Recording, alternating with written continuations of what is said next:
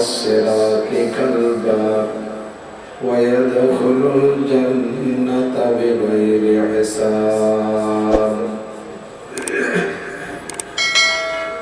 سبحانك لا علم لنا إلا ما علمتنا إنك أنت العليم الحكيم جزا الله عنا محمدا ما هو أهله سبحان الله وبحمده سبحان الله العظيم رب اشرح لي صدري ويسر لي أمري واحلل عقدة من لساني يفقهوا قولي رب زدني علما اللهم أرنا الحق حقا وارزقنا اتباعه وأرنا الباطل باطلا وارزقنا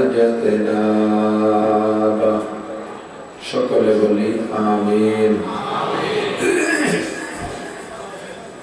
মুহাব্বতের সাথে নবী পাক সাল্লাল্লাহু আলাইহি ওয়াসাল্লামের শানে একটি দুরূদ শরীফ পড়ি যেই পড়বে তার উপরে এই মুহূর্তে 10টি রহমত নাজিল হবে তার আমলনামা থেকে 10টি গুনাহ মাফ করে দেওয়া হবে নতুন করে আমলনামায় 10টি নেকিও লিখে দেওয়া হবে হাদিসের মধ্যে অনেক দুরূদের পরিচয় আসছে তার মধ্যে আমরা নামাজের মধ্যে দুরূদ শরীফ পড়ে থাকি এই দুরূদটা সর্বশ্রেষ্ঠ এজন্য সবাই জবান খুলে পড়ে নেব আল্লাহুম্মা সাল্লি আলা মুহাম্মাদিন ওয়া আলা আলি মুহাম্মাদ কামা সাল্লাইতা আলা ইব্রাহিম ওয়া আলা আলি ইব্রাহিম ইন্নাকা হামিদুম মাজিদ আল্লাহুম্মা বারিক আলা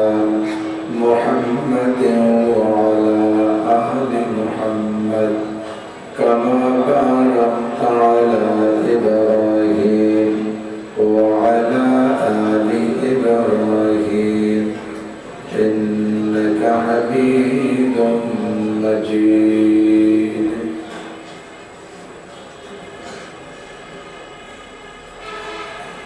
ঐতিহ্যবাহী মদিনাতুল উলুম কওমি মাদ্রাসা চাঁদপুর নাটোর এর উদ্যোগে আয়োজিত বাৎসরিক নুরানি কোরআনী ওয়াজ মাহফিল 37তম বার্ষিক মাহফিলের সম্মানিত সভাপতি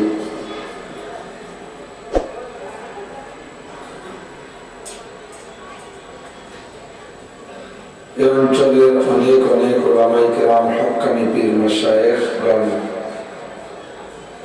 মাহফিল উপলক্ষে দাওয়াতি উলামায়ে কেরাম বিভিন্ন মসজিদ থেকে আগত আয়েমায়ে মাসাজিদ মাদ্রাসার আজিজ আমতুল্লাহ এ অঞ্চলের বিভিন্ন দলের ছোট বড় রাজনৈতিক নেতা নেতৃবৃন্দ মাহফিলের খেদমতে নিয়োজিত থাকতে পারেন পুলিশ প্রশাসনের বাইরে পর্দার আড়ালে বসে থাকা মা ও বোনেরা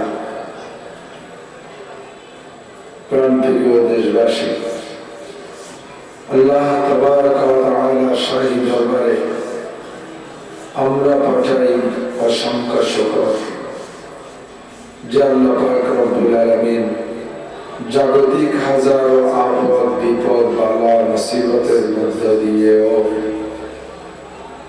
এমনকি আন্তর্জাতিক খ্যাতি সম্পন্ন বিশ্ববিখ্যাত করোনা বালা এর মধ্য দিয়েও আল্লাহ পাক আমাদেরকে বাঁচায় রেখেছেন সুস্থ রেখেছেন আজকে এই মাহফিলে আমাদেরকে অংশগ্রহণ করার মতো শক্তি ও তৌফিক দান করেছেন শুকর আদায় করি আলহামদুলিল্লাহ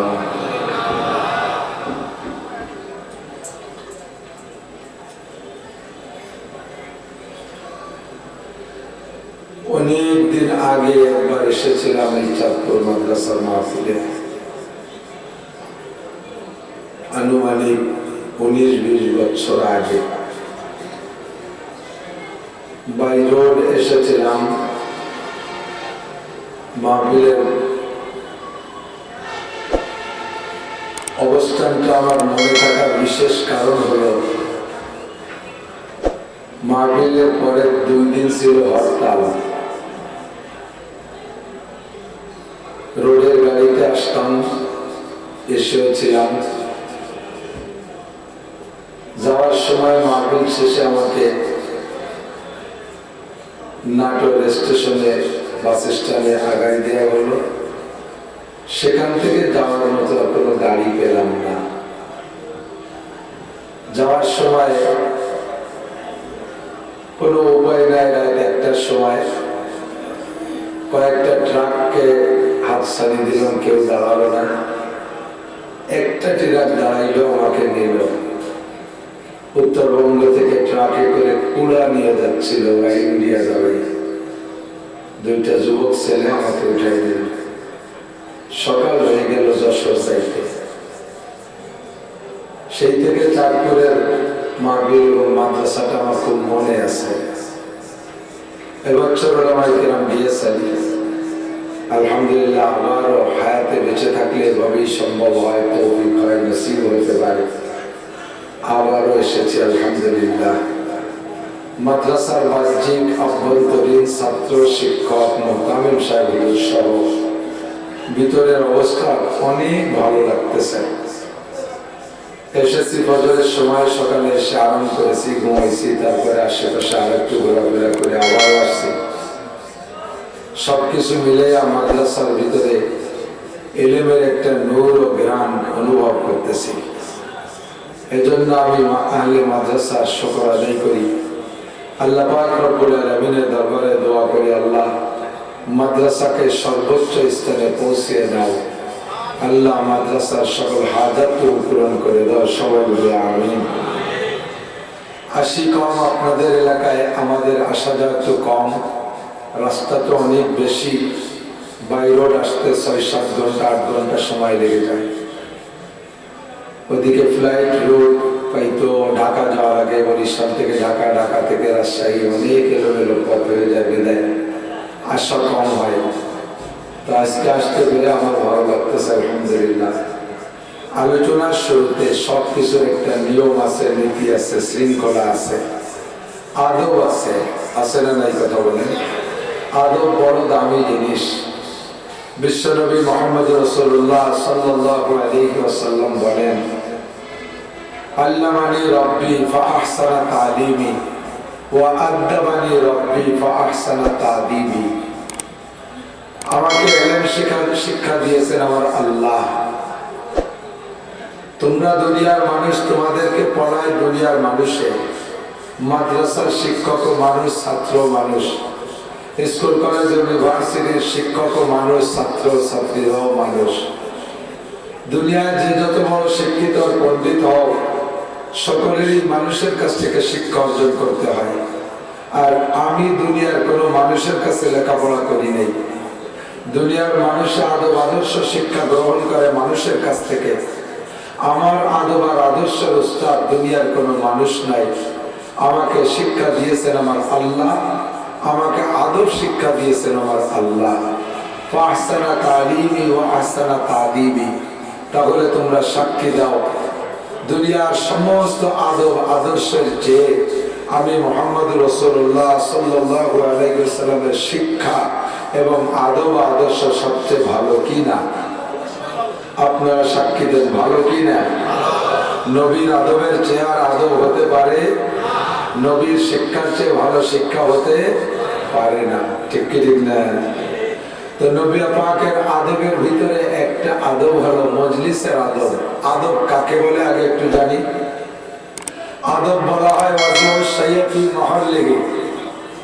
আমরা আরবিতে মাদ্রাসার ছেলেদেরকে পড়াই আরবি সাহিত্য। আরবি সাহিত্যকে আরবিতে বলা হয় আদব। তো আদব বলা হয় প্রত্যেক জিনিসকে তার নিজ নিজ স্থানে রাখা, যা যেখানে রাখা উচিত তাকে সেখানে সেরকম রাখার নাম আদব। যেমন টুপিটা যতই কম দামি হোক, তার স্থান কোথায়? মোজা যত দামি হোক স্থান কোথায় পায়, ঠিক না? প্যান্ট যত দামি হোক তার স্থান তার স্থানে। প্যান্টের নিচে আর একটা ছোট প্যান্ট পরে, তার স্থান তার স্থানে, নাকি বলেন?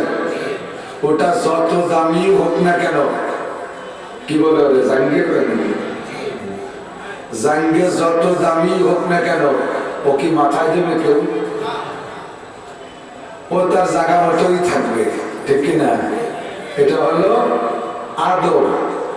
যেমন গামছা, তোয়ালিয়া, এগুলো ব্যবহার এক কাজের জন্য তৈরি, এর সেখানে ব্যবহার করাই উত্তম, এটাই আদব।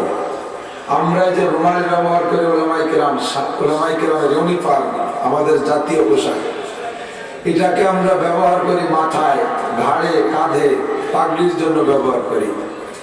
এটাকে অন্য কাজে ব্যবহার করা আদবের খেলাফ, ঠিক না? অনেক সময় ওযু বানাইলে ধরে রুমালটা দেয় ছাত্ররা হাত মুখ মুছতে, না এটা ও কাজের জন্য নাই। আমি নিজের গামছাটা নিজের সাথেই রাখি। খানা খাওয়ার সময় দস্তরখানের স্থান দস্তরখানের জায়গায়, দস্তরখান হিসেবে আলাদা একটা কাপড় বা একটা কিছু থাকতে হবে। অনেক জায়গায় যায় দস্তরখান খুললে দস্তরখানা দিতে পারে না, বাড়ির থেকে একটা গামছা বিছাই যায়। আমি এক জায়গায় মাহফিলে সুন্নতের বয়ান করেছি, ঘরে যাওয়ার পরে খানা খাইতে দিয়েছে টেবিলে চেয়ারে। তা আমি বললাম সবে মাত্র চেয়ার টেবিলের বিপক্ষে বয়ান করে আসলাম, আর এসেই এখন চেয়ার টেবিলে খানা খাবো, এটা হবে না, নিচে খানা খাবো, দস্তরখানা বিছানো। মোটামুটি একজন মৌলবীর বাড়ি, কিন্তু দস্তরখানা কোথাও খুঁজে পাওয়া গেল না, দস্তরখানা নাই। লাস্টে তোয়ালি একটা এনে বিছাই দিয়েছে, গামছা তোয়ালি। দস্তরখানা তো এই জন্য বিছানো হবে যে হাতের থেকে পড়ে যাওয়া খাবারটা যাতে তুলে খাওয়া যায়।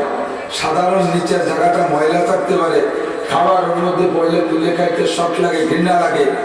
এজন্য একটা পরিষ্কার কাপড় বিছিয়ে খানা খাবো, যাতে খাদ্যটা পড়ে গেলে তুলে খাওয়া যায়। কিন্তু যেই কাপড়টা এনে বিছাই দিয়েছে, কে যেন ওইটাতে নাক মুছছে, আর নাকের ময়লা ওর ভিতরে পাকা ময়লা খানিক টান টান হয়ে লাগানো রয়েছে। এমনি জায়গায় পড়লে খাওয়া যায়, কিন্তু ওর মধ্যে পড়লে খাওয়া যায়। এই জন্য গামছারে দস্তরখান হিসেবে ব্যবহার করা যাবে না, দস্তরখান আলাদা করে তৈরি করতে হবে। কথা বলেন? তো সব জায়গার কিছু না কিছু আদব আছে। গানের মজলিসের আদব একরকম, মাঝে মাঝে হাটে বাজারে দেখবেন ওই সাপ খেলাওয়ালারা, বান্দর খেলাওয়ালারা কিছু তাবিজ কবজ সালসা মালসা ওষুধ বিক্রি করতে আসে। এদিকে আসে নাকি আপনাদের? এদিক আসে, ওদের কোনো মাইকিং লাগে না। হাট বাজারের পাশে ফাঁকা জায়গায় বৈশা হারমোনিয়াম আর গিটারে টান দিলেই চুম্বকের মতো হাটে বাজারে সব মানুষকে ওখানে কালেকশন করে নিয়ে যায়। ও জায়গায় চাঁদুয়া নাই, প্যান্ডেল নাই, স্টেজ নাই, ওদের একটা হ্যান্ড মাইক আছে, বাজনা বাজায়, কিছু নাচ গান করে। আর ও জায়গা বসার আদব, সামনে দিয়ে কিছু বসে, পিছন দিয়ে বেশিরভাগ লোক দাঁড়িয়ে খাড়িয়ে থাকে। এভাবেই তাদের কেনা বেচা শেষ করে চলে যায়।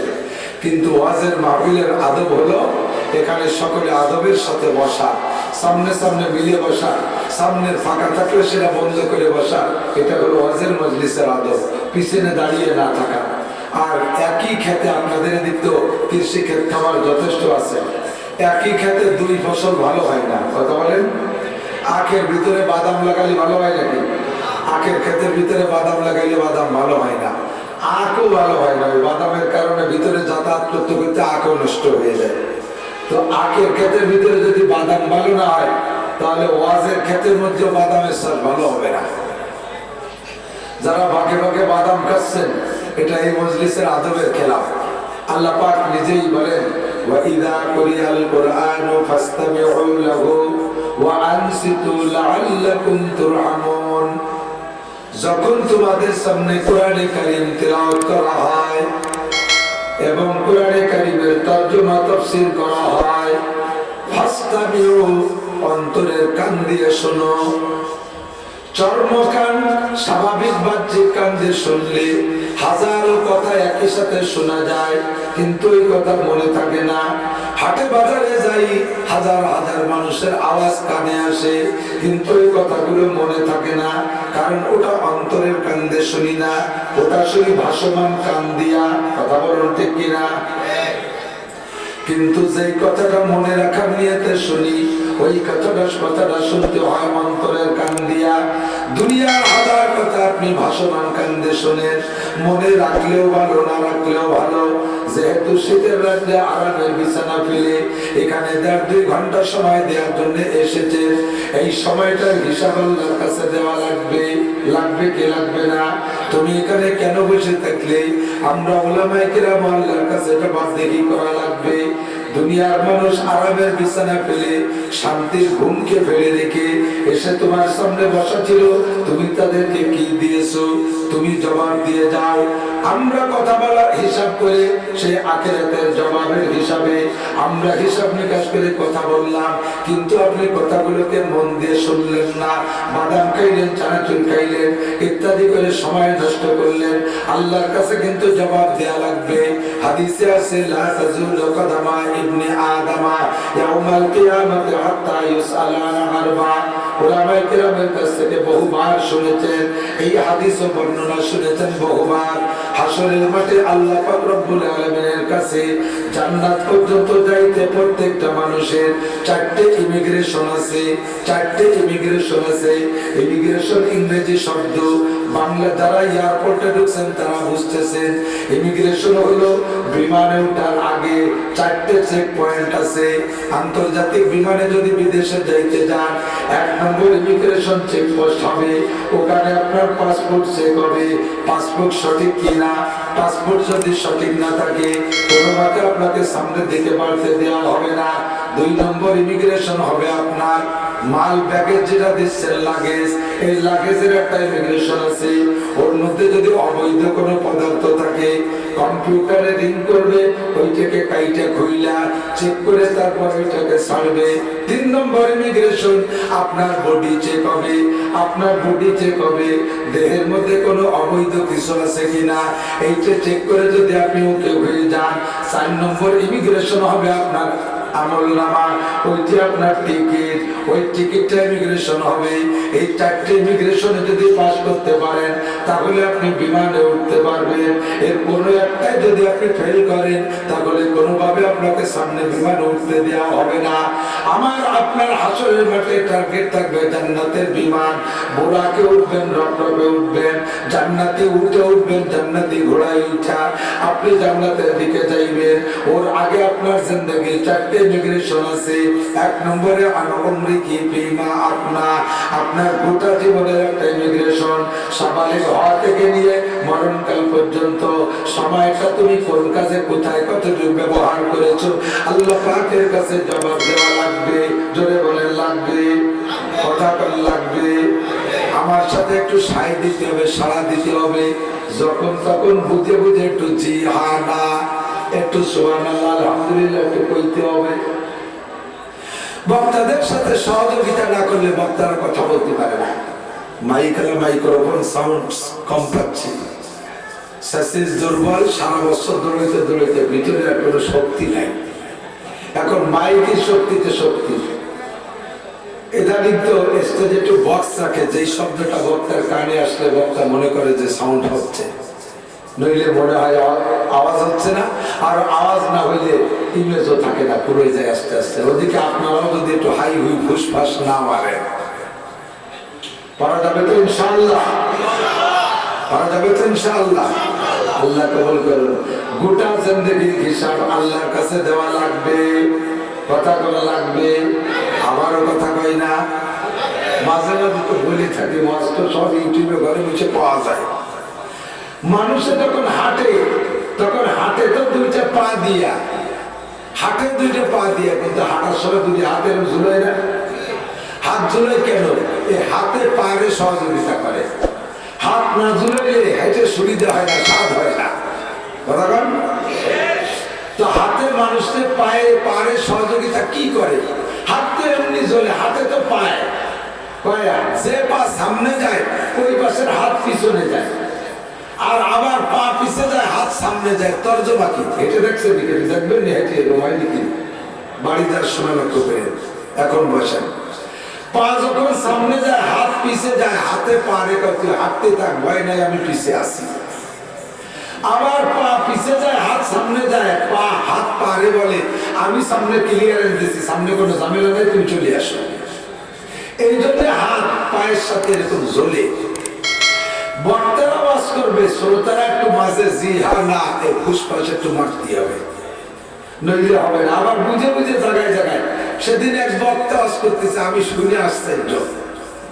বক্তা ওয়াজ করতেছে, এইভাবে এইভাবে বাচ্চা জন্ম দিলে বাচ্চা জারজ সন্তান হয়, কোন সুবহানাল্লাহ।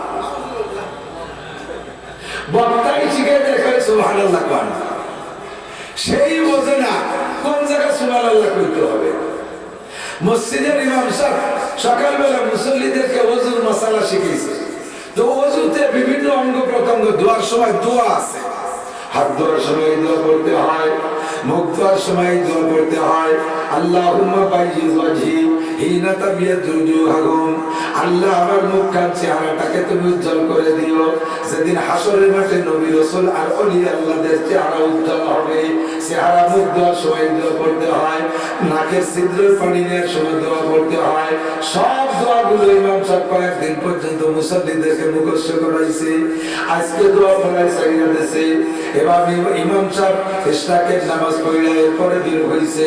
মুসল্লি একজন বের হইয়া মসজিদের পাশের বাথরুম হলো রাস্তার পাশে, মুসল্লি ওইটা বাথরুমে গেছে, যাইয়া পায়খানা জরুরত চাইলা এবার পানি খরচ করার সময় ওযুর দোয়া করতেছে, তাও জোরে জোরে। ইমাম সাহেব বের হইয়া বাথরুমের সামনে যে শুনে ভিতরে কে যেন ওযুর দোয়া পড়ে। ওনার জানা আছে এই বাথরুমের ভিতরে ওযুর ব্যবস্থা নাই, শুধু বাথরুম। বাইরে অপেক্ষা করতেছে, দেখি কোন কবল গোলা পায়খানার মধ্যে ওযুর দোয়া পড়ে। বেরোনোর পরে দেখে ওনার ফজরবাদের মুসল্লি একটা জিজ্ঞেস করতেছে, কি ব্যাপার তুই বাথরুমের মধ্যে কোন দোয়া পড়লি? কয় হুজুর একটু আগে পড়াইছেন না, ছিদ্রই পানি নেওয়ার সময় এগুলো পড়িতে হয়। কয় ছিদ্র তো পড়াইছি, কিন্তু কোন ছিদ্র তা তুমি কি মনে রাখো নাই? কয় কোন ছিদ্র পানি নিছিস? তো কয় হুজুর আমার তো মনে নাই, আমার মনে আছে ছিদ্র, কিন্তু নাকের ছিদ্র না পাছার ছিদ্র তা মনে নাই। নাকের ছিদ্রে পানি নেওয়ার সময় যেই দোয়া, পানি খরচ করার সময় ছিদ্র হাতে পাইছে সেই দোয়া পড়ে। সব জায়গাকে এক দোয়া নাকি, ছিদ্র পাইলে কে এক দোয়া, পাইলে কে সুরা কে দোয়া গম কর দাই। দোয়া মনে রাখছো কিন্তু ছিদ্র পাল্টে ফেলাইছো। সব ছিদ্র এক দোয়া না। জায়গা বুঝে সুবহানাল্লাহ, জায়গা বুঝে আলহামদুলিল্লাহ, জায়গা বুঝে নাউজুবিল্লাহ, জায়গা বুঝে আল্লাহু আকবার। কথা বলেন ব্রাজিল আর আর্জেন্টিনার স্লোগান তো শেষ হয়ে গেছে। আর আল্লাহ বাসানি নসিবে থাকতে 4 বছর না 5 বছর, 4 বছর পর ইয়াদ আছে তো মাশাআল্লাহ। স্লোগান তো শেষ, নির্বাচন আসতেছে আগামী ডিসেম্বর, জাতীয় নির্বাচন, সেই সময় দেবেন স্লোগান। এর আগে একটু মাঝে মাঝে জবান খুইলা একটু জোরে জোরে বলা লাগলে বলতে পারবেন তো ইনশাআল্লাহ? আল্লাহ কবুল করো। 4টে ইমিগ্রেশন হাসরের মাঠে বিশ্বাস হয়? কথা বলেন হয়? কয়টা ইমিগ্রেশন মনে থাকবে? 1 নম্বরে আপনার গোটা জিন্দেগির ইমিগ্রেশন। আন উমরিহি ফিমা আফনা কারআবা কলকে আরি জুমলা রাস বাকুদা তদবির হিলা কায়রাওয়াস, বাকুদা তদবির হিলা কায়রাওয়াস। আল্লাহ পাক বলবেন দুনিয়ার কোন কাজ তোমার অপরিপাটি না। বুড়ো মানুষ তাও তুমি লুঙ্গিটা আয়রন করে পরো, ময়লা লুঙ্গি তুমি পরো না। বৃদ্ধ মানুষ জামাটা তুমি আয়রন ইস্ত্রি করে সারা ব্যবহার করো না। বুড়ো মানুষ তোমার বেড বিছানাটা বড় সুন্দর, বুড়ো মানুষ তোমার রুমটা তুমি বড় পরিপাটি রাখো, বুড়ো মানুষ তোমার সাবান দিয়ে গোসল মোসল সবই ঠিক আছে। মাঝে মাঝে তুমি নাপিতের দোকানে যাইয়া চুল দাড়ি পেকে গেছে সুন্দর করে কালি মাখাইয়া ইয়াং হয়ে যাও, যুবক সাজো, এগুলো তুমি সুন্দর করে বোঝো। তুমি কোন কালে ইংরেজি পড়েছো আজও তা বলো না। তুমি বুড়ো মানুষ রিটার্ডের পরে ইংলিশ পত্রিকা ইংলিশও পড়ো, বাচ্চা কাচ্চাদেরকে ইংলিশ পড়াইতে পারো। এর কোনো জায়গা তোমার কমতি নাই। ঘর তোমার সুসজ্জিত, দোকান তোমার সুসজ্জিত, অফিস আদালতের পরিপাটি সব ঠিক আছে। ও বান্দা তোমার নামাজটা কেমন, তোমার রোজাটা কেমন, তোমার পোশাকের সুন্নতি অবস্থা কেমন, তোমার ফরজ কেমন, তোমার ওয়াজিব কেমন, তোমার সুন্নাত কেমন, তোমার মুস্তাহাব কেমন, 5 ওয়াক্তের নামাজ কেমন, ফরজ সুন্নাত ওয়াজিব নামাজ কেমন, তোমার নামাজ কেমন, তোমার অর্থনীতি কেমন, তোমার পরিবার কেমন, তোমার সমাজনীতি কেমন ইত্যাদি জীবনের 70-80 বছরের হায়াতের একটু একটু করে একেবারে একটু যে আমার কাছে হিসাব দিয়ে যেতে হবে। একটা মানুষও ইমিগ্রেশন অতিক্রম করার ক্ষমতা রাখবে না। হাসরের মাঠ জমিনটা চুম্বকের মতো হবে, তোমার পা থেকে জমিনে টেনে ধরবে।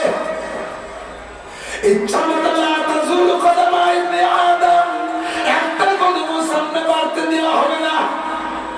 এই 4 প্রশ্নের জবাব না দিয়া 1 নম্বর গোটা জিন্দেগির হিসাব, নারী বলো আর পুরুষ বলো সকলের যে যতটুকু হায়াত পেয়েছে হিসাব দেওয়া লাগবে। জীবন করে শোনেন বাবা, একটু অন্তরে কান্দে শোনেন, আল্লাহকে ফাস্তাবিও একটু অন্তরে কান্দে শোনো, তাহলে তোমার অন্তরের পরিবর্তন আসবে। আমি আল্লাহর পর ভরসা রেখে বলি, আমি অন্তর থেকেই বলতেছি, আমার আজ আপনি যেমন শুনবেন আমার আজ আমিও শুনবো। আমার আজের জবাবে আমাকে আল্লাহর কাছে দেওয়া লাগবে। বয়ান করেছো লিমা তাকুলুনা মা লা তাফআলুন, তুমি ওয়াজ করেছো তুমি কেন আমল করে নাই। কাজেই আমার বলাটা আমার অন্তর থেকেই বলতে হবে। আমি অন্তর থেকেই বলতেছি, আপনি অন্তর থেকে শুনবেন। গোটা জীবনের হিসাব কিন্তু দেওয়া লাগবে। আল্লাহ পাক বলেন আপা হাসিবতুম আন্নামা খালাকনাকুম আবাসা, হে দুনিয়ার মানুষ তুমি কি মনে করো আল্লাহ তোমাকে অনার্থক সৃষ্টি করেছে, তুমি যা করতেছো এভাবে করেই তোমার জিন্দেগি শেষ। এই দুনিয়ার হায়াতে তোমার শেষ না, মূল হায়াত তোমার মরার পরে আসতেছে। ওই জায়গা তোমার গোটা জীবনের হিসাব দেওয়া লাগবে। হিসাবটা একটু তৈরি করো। প্রত্যেকটা মানুষকে যদি জিজ্ঞাসা করি আজকে কি বার গেল, রবিবার না সোমবার? আজকে গেল রবিবার। গত রবিবারের সকালে কি খাইছেন কয়জন কইতে পারবেন তাড়াতাড়ি? আমার মনে হয় একজনও খুব দ্রুত বলতে পারবেন না। যদি কেউ বলে না চানো তাহলে মিথ্যেই বলতে হবে। আজ সকালে কি খাইছি তা অনেকের মনে নাই। আর সারাটা জীবনের সকালে কইছো 15 বছর বয়সে, এখন তোমার বয়স 40, 50, 60, 70, 80 হয়ে গেছে। সারা জীবনের এ টু জেড তোমার হিসাব দেওয়া লাগবে। লাগবেই লাগবে, হিসাব দিতে গেলে পারা যাবে না। 2 নম্বর ইমিগ্রেশন। হে যুবক, পাগলামি করিস না। আনসাবাবিহি ফিমা আল্লাহ, সারা জীবনের ভিতরে ভেরি ভেরি ইম্পর্টেন্ট অন্যতম সময় হলো যৌবনকাল। কথা বলে শিশুকালটা মানুষের যেমন থাকে, চরম বৃদ্ধ হয়ে গেল মানুষ প্রায় তেমনই হয়ে যায়। শক্তির সময়টা হলো মধ্য বয়স। ভালো কাজও বেশি করা যায়, মন্দ কাজও বেশি করা যায়। ইচ্ছা করলে বাইসাইকেল চালাইয়া তুমি 13, 14, 15 জানুয়ারি রাস্তায় এই নাটোর থেকে যাইতে পারবা। ইচ্ছা করলে বাইসাইকেল চালাইয়া সরমনের ময়দানও যাইতে পারবা। ইচ্ছা করলে তুমি আকাম করতে কক্সবাজার কুয়াকাটা সেই চরের উপরে তুমি নাটোর থেকে বাইসাইকেল চালায় চলে যেতে পারবা। এটা হলো যৌবনের গরম আর যৌবনের হিট। যৌবনকালে ইচ্ছা করলে সারা রাত তুমি গান শুনতে পারবা। যৌবনকালে ইচ্ছা করলে রাত 1টা থেকে 3টা পর্যন্ত ব্রাজিল আর আর্জেন্টিনার খেলা দেখেছো, প্রমাণ আছে। অন্যায় তুমি সারা রাত করতে পারো। এরপরে যখন তোমার দল জিতে গেছে ফজর পর্যন্ত সিঙ্গাপুর কইছো, ঢোল তবলা বাজাইছো, নারায় তোমার কি বলা হয় স্লোগান দিয়েছো, লাফালাফি করেছো। তোমার প্রমাণ তুমি যৌবনকালে গুনাহ বেশি করতে পারো। আবার ইচ্ছা করলে যৌবনকালে তুমি শেষরাত্রে উঠা ঠান্ডা পানিতে ওযু গোসল যা দরকার হয় কইরা দাঁড়িয়ে দাঁড়িয়ে তাহাজ্জুদ করে জিকির ফিকিরের মাধ্যমে ফজর পর্যন্ত টাইম কাটাইতে পারো।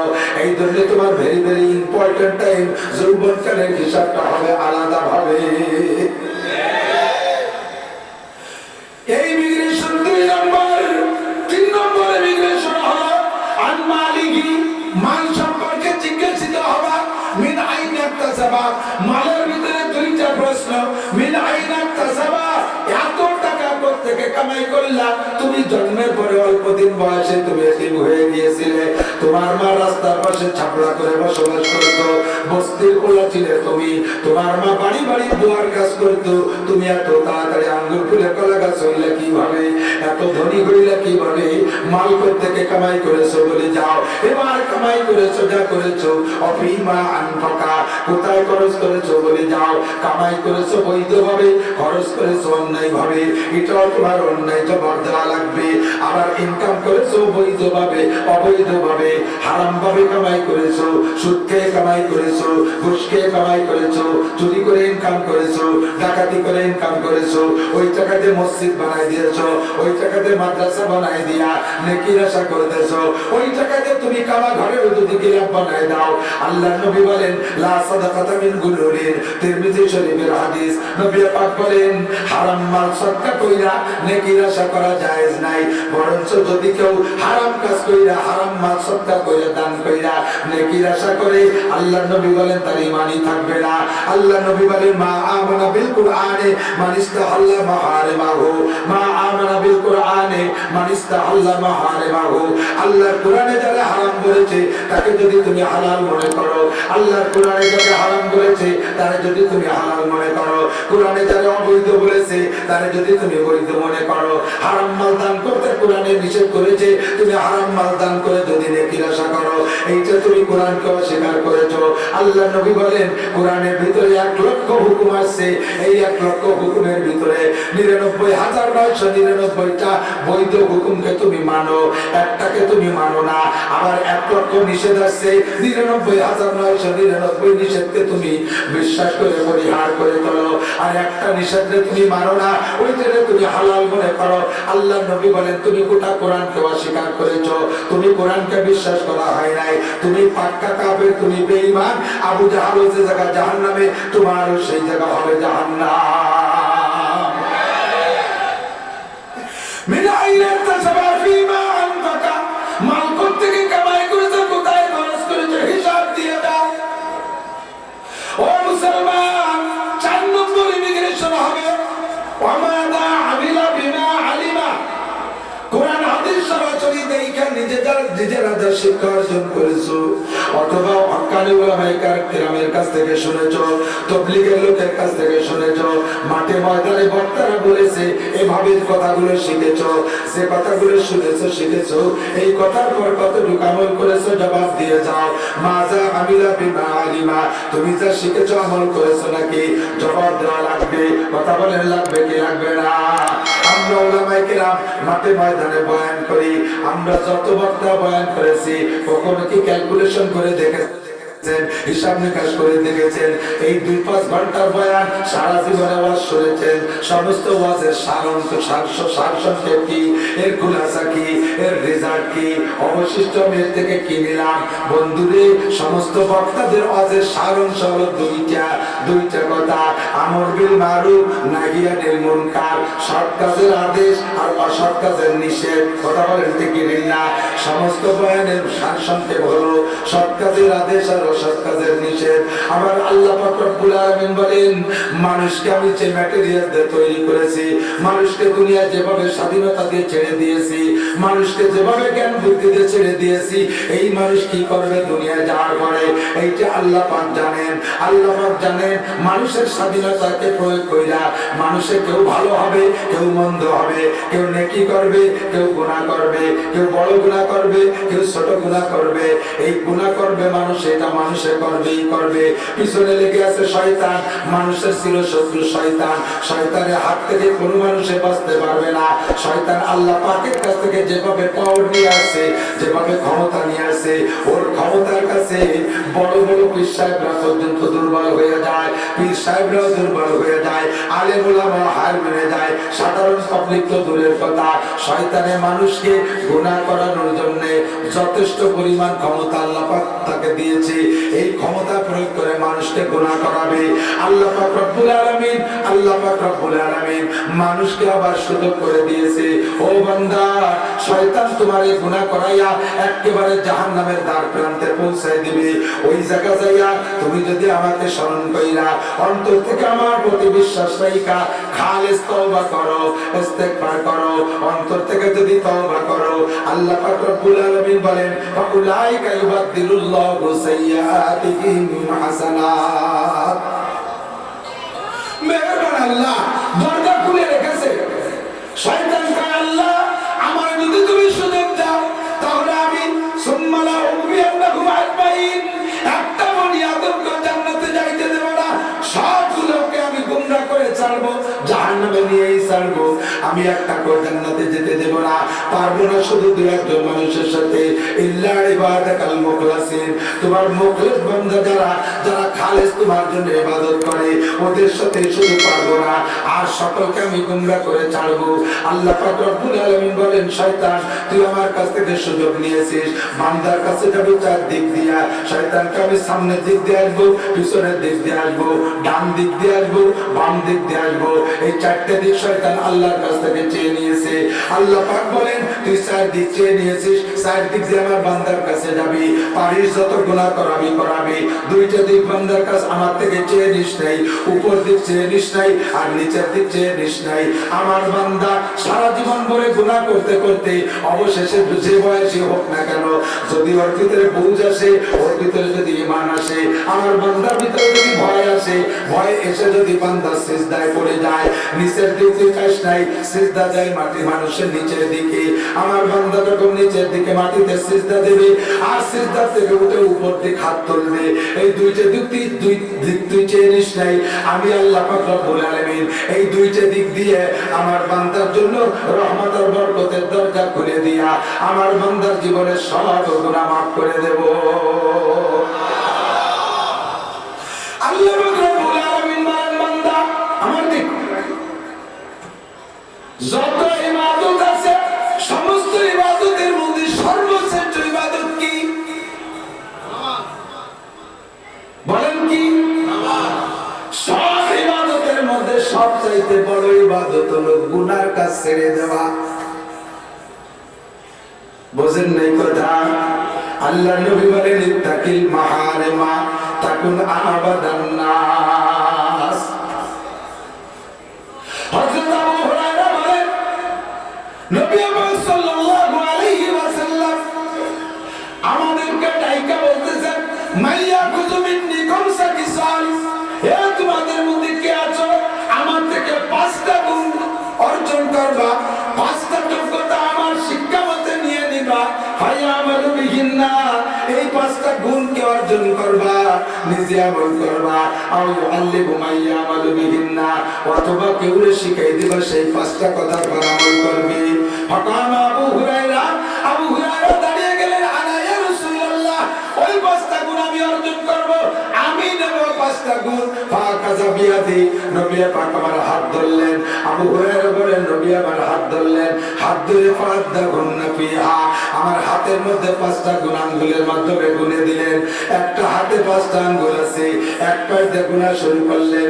1 নম্বরে বৃদ্ধি আঙ্গুলটা ধরে হুজুর বললেন, আবু হুরায়রা 1 নম্বরটা ধরো, ইত্তাকিল মাহারিমা, ইত্তাকিল মাহারিমা, যত প্রকার হারাম আছে হারামগুলোকে ছেড়ে দাও, তাকুন আবাদান নাস, তাহলে হবা তুমি সবচেয়ে বড় আবেদ, সবচেয়ে বড় ইবাদত করনেওয়ালা।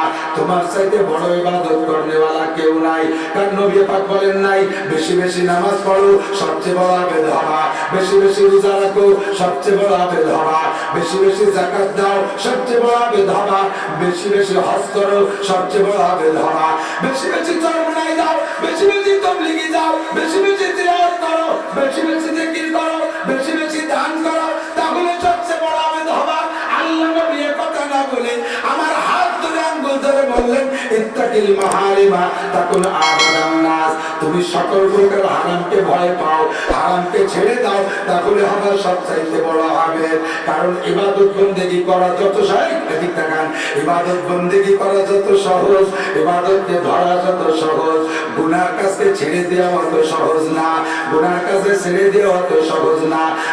গুনাহ যদি নিজের চরিত্রের সাথে একবার অ্যাডজাস্ট হয়ে যায়, ওই গুনাহ থেকে ফিরে আসা বড় কঠিন। যেই লোকটা সিগারেট খাওয়ার অভ্যাস আছে, কত সিগারেটের ওয়াজ করলাম, সিগারেট যেই ব্যক্তি খায় ওই ব্যক্তি ধূমপান করার কারণে মুখের ভিতরে দুর্গন্ধ হয়। হাদিসের মধ্যে আছে, আল্লাহ নবী বলেন, সেই ব্যক্তির মুখের মরণের সময় মুখে কোনো অবৈধ জিনিস খাওয়ার কারণে, হারাম জিনিস নাপাক জিনিস খাওয়ার কারণে মুখের ভিতরে দুর্গন্ধ হয়, ওই লোকটার মৃত্যুর সময় জান নেওয়ার জন্য রহমতের ফেরেশতা আসে না, ও জান কবজা করার জন্য আসে আযাবের ফেরেশতা। আর আযাবের ফেরেশতা যার জান কবজা করে ওর মুখের দিক দিয়ে জানটা কবজা করে না, ওর জানটা বের করে পিছনের রাস্তা দিয়া, মলদারের ভিতর দিয়া হাবাম হাতটা ঢুকিয়ে দিয়ে পিছন দিক দিয়ে তার জানটা বের করে নেয়। ওই লোকটার মরণের সময় বলে নসিব হয় না। মুসলমান, মদ খাও, গাঁজা খাও, ইয়াবা খাও, ফেন্সিডিল খাও, হিরোইন খাও, এই খাওয়ার ভিতরে যদি তওবা করো ছাড়া তোমার মরণ হয়, আল্লাহ নবী বলেন তামুতুনা কামা তাহয়ান, যেমন হবে তোমার জীবন যাপন তেমন হবে তোমার মরণ, যেমন হবে তোমার জীবন যাপন তেমন হবে তোমার মরণ। অতঃসারুনা কামা তামুতুন, যেমন হবে তোমার মরণ হাসরের মাঠে উঠবা তেমন তুমি। গাঁজা খাওয়া অবস্থায় তোমার মরণ, ইয়াবা খাওয়া অবস্থায় তোমার মরণ, ফেন্সিডিল খাওয়া অবস্থায় তোমার মরণ।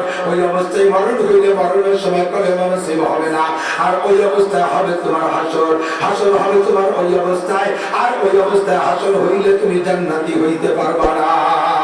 কত বুঝাইলাম, সিগারেট লাগাইছো, সিগারেট ছাড়তে পারে না, নেশা করার কোনো নেশা ছাড়তে পারে না, জিনা করতে করতে একবার অভ্যাস হয়ে গেলে কিন্তু প্রিয় সুন্দরী স্ত্রীও তার ভালো লাগে না, স্ত্রী তার ভালো লাগে না। হারামের একটা স্বভাব আছে বন্ধুরে, হারামে যদি কেউ অভ্যস্ত হইয়া যায়, হারামে যদি কেউ অভ্যস্ত হইয়া যায়, ওই ওই প্রত্যেকটা হারামের এগেনস্টে হালাল আছে, হারামের এগেনস্টে হালাল আছে, ওই হালালে তার মজা হয় না, হালালের সে তৃপ্তি পায় না। যদি কেউ জিনা করে অভ্যস্ত হইয়া যায়, স্ত্রীতে সে তৃপ্তি পায় না। তাই তার ঘরে যত বড় সুন্দর স্ত্রী হোক, কথা বলেন ঠিক না, সুন্দর স্ত্রী ঘরে আছে, কালা একেবারে কাকের বাচ্চার মতো এক মহিলার সাথে প্রেম হইয়া গেছে। এই প্রেমিকা নিয়ে রাত কাটাতে ভালোবাসে, সুন্দর স্ত্রী ঘরে প্রিয়াঙ্কা চোপড়া আরো বড় বড় দামি দামি সুন্দরী বউ, তাতে যে তৃপ্তি পায় না, মজা পায় না, স্বাদ পায় না, সেই প্রেমিকার সাথে রাত কাটায়। হারামে অভ্যস্ত হয়ে গেলে হালালে মজা পায় না। যদি কেউ ঘুষ খাওয়ার অভ্যাস হয়ে যায়, বেতনে তৃপ্তি পায় না, বেতনে তার তৃপ্তি হয় না, বেতনে তার ক্ষুধা মেটে না, বেতনের প্রতি তার চাহিদাও থাকে না। ওটা জানা আছে ওনা সে অ্যাকাউন্টে ঢুকবে, ওই ঘুষের টাকা কোথায় আছে তার পিছনে পিছনে ঘুরে। বন্ধুরে, একবার যদি ঘুষ খাওয়ার অভ্যাস হয়ে যায়, সেখান থেকে ফিরে আসা বড় কঠিন। কথা বলুন ঠিক না? যদি কেউ সুদের অভ্যাস হয়ে যায়, সুদের ব্যবসার অভ্যাস হয়ে যায়, ওই লোকটা সুদের থেকে ওই লোকটা কোনোদিনও ব্যবসায় হালাল ব্যবসায় তৃপ্তি পায় না। সুদে যদি অভ্যস্ত হয়ে যায়, হালাল ব্যবসায় তৃপ্তি পায় না। এবার সুদের থেকে উঠে আসা বড় কঠিন, সুদের থেকে উঠে আসা বড় কঠিন। সুদ সম্পর্কে উলামায়ে কেরাম কত বললো। আল্লাহ নবী বলেন মারাতুলাইলা তাউসিয়া বিবি কওমিন বুতুরুহুম কালবুয়ুত। এ সুদ করে যারা আছেন, সুদের প্রতিষ্ঠানে যারা চাকরি করেন, আমি নাম বলবো না, আসার বাজার ভিতরে লিখেছে সুদের প্রতিষ্ঠানে যারা চাকরি করে, সুদের প্রতিষ্ঠান কি আছে যে জায়গায় সুদের লেনদেন হয়, এমন প্রতিষ্ঠান যত আছে, সুদের প্রতিষ্ঠানে যেই লোকটা চাকরি করে, নিয়মিত ডিউটি করে, ডিউটিতে কোনো গাফলাতি করে না, কোনো ত্রুটি বিচ্যুতি করে না, একেবারে মাসের 27 দিনে 27 দিন যদি ডিউটি করা লাগে 27 দিন ডিউটি করে। ওই লোকটা মনে করে আমি ডিউটিতে ফাঁকি দিচ্ছি না, আমার চাকরি হালাল, আমার বেতন হালাল। কিন্তু আপনার প্রতিষ্ঠান হলো সুদে কারবারের প্রতিষ্ঠান। বন্ধুরে, আপনি সঠিক ডিউটি করে মাসের শেষে যে বেতন পাইবেন, ওই বেতনের টাকা দিয়া আপনি যদি কোরবানির ভাগী থাকেন, আপনার সাথে আরো 6টা ভাগী আছে, 7 ভাগীর 1 ভাগ আপনি ফতোয়ার কিতাবে লেখে আপনার ওই সুদের প্রতিষ্ঠানে চাকরি করা বেতনের টাকা দিয়া আপনি কোরবানির ভাগ থাকার কারণে বাকি 6 ভাগীদের কোরবানিও বাতিল। ফাঁকে ফাঁকে কয়েকজন কয় সুবহানাল্লাহ,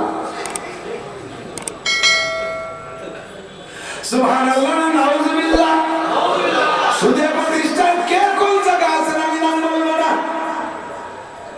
আল্লাহ নবী বলেন মারাতুলাইলা তাউসিয়া বিবি কওমিন বুতুরুহুম কালবুয়ুত। আমি মেরাজের রাতে জাহান্নাম দেখতে গিয়ে দেখি এক শ্রেণীর মানুষের পেট বিশাল বিশাল ঘরের মতো বড় বড় পেট, ফিহাল হাইয়াত, এই পেটগুলো খালি না, পেট ভরা সাপ আর সাপ। তোরা আমি খারিজে ভূতুর দেখি, পেটের বাইরে থেকে সব সাপগুলো দেখা যাচ্ছে। ওই পেটের বাইরে থেকে আমি তার পেট ভরা সাপ দেখতেছিলাম, সাপে যে তার পেটে পরিজার ভিতরে দংশন করতেছে। আর ওই লোকটা চিৎকার মেরে কাঁদতেছে আর বলতেছে রব্বানা আখরিজনা মিনহা ফাইন উদনা ফাইন্না জালিমুন। রব্বুল আলামিন আরেকটা বার দুনিয়ায় পাঠিয়ে দাও, জীবনে আর কোনোদিন এই অন্যায় করব না। যদি আবার এই গুনাহ করি, তুমি যে বিচার হয় করো, যে শাস্তি দেয় কোনোদিন আমি আর তোমার কাছে কোনো আবেদন করব না। আখরিজনা মিনহা, একটা বার আমাদেরকে সুযোগ দাও। এমন করে চিৎকার মারতেছে, আল্লাহ পাক করে জবাব দেয় না। জিবরাইলকে নবী বললেন, জিবরাইল এই লোকগুলো তো চিল্লাইতে আছে, আল্লাহ পাক তাদেরকে কোনো সান্ত্বনামূলক জবাব তো দেয় না, কোনো কথা তো বলে না। ও জিবরাইল কবে এদের কথার জবাব দেবে? জিবরাইল বলে, হুজুর 70 লক্ষ, আমার দিক 70 লক্ষ বছর চিল্লাইবে, এরপরে আল্লাহ জবাব দেবে। জবাবটা দেবে কি? আল্লাহ বলবেন, ইকসাউ ফিহা ওয়ালা তুকাল্লিমুন, চোরটাবি কোনো কথা বলবি না। উলামায়ে কিরাম নবী রাসূলুল্লাহ হাজার হাজার বুঝাইছে, প্রত্যেকটা মাহফিলে বয়ান করত, কত রাসূলুল্লাহ নসিহত করলো, কোনদিন ওয়াজে কান দাও নাই, ভ্রুক্ষেপ করো নাই। মনে করছো পরকাল মিথ্যা, মনে করছো জাহান্নাম মিথ্যা, মনে করছো উলামায়ে কিরাম ব্লাঙ্ক বয়ান করে। ও বন্ধুরে, এখন তুমি ধরা খাইছো, অ্যারেস্ট হয়ে গেছো, আর হবে না, কথা হবে না।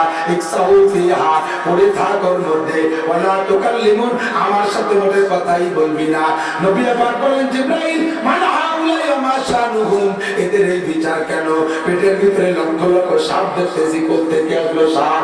জিবরাইল বলেন, হাউলাই আকিলাতুন রিবা, এরা হলো আপনার উম্মতের গুনাহশূর উম্মত, এরা হলো সুদখোর উম্মত, সুদে কারবার করতো, বেড়ার অ্যাডামস, কারিতাস, বিআরডিবি, স্বনির্ভর, জাগরণী চক্র, আশা, প্রশিকা, গ্রামীণ ব্যাংক, পাবলিক ফাংশনের সুদ, হাজারে হাজার টাকা, সাথে 100 টাকা, আছে না নাই?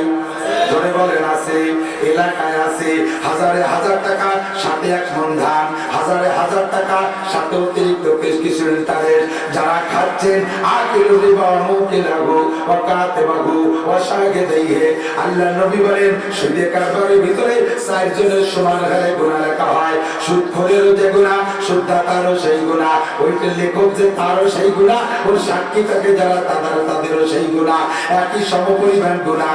এদের বিচার হলো 100 পয়সায় 1 টাকা, প্রত্যেক পয়সায় পয়সায় 1 একটা সাপ, ওর পেটের ভিতরে ঢুকে অনাদি অনন্তকাল এমন করে দংশন করবে।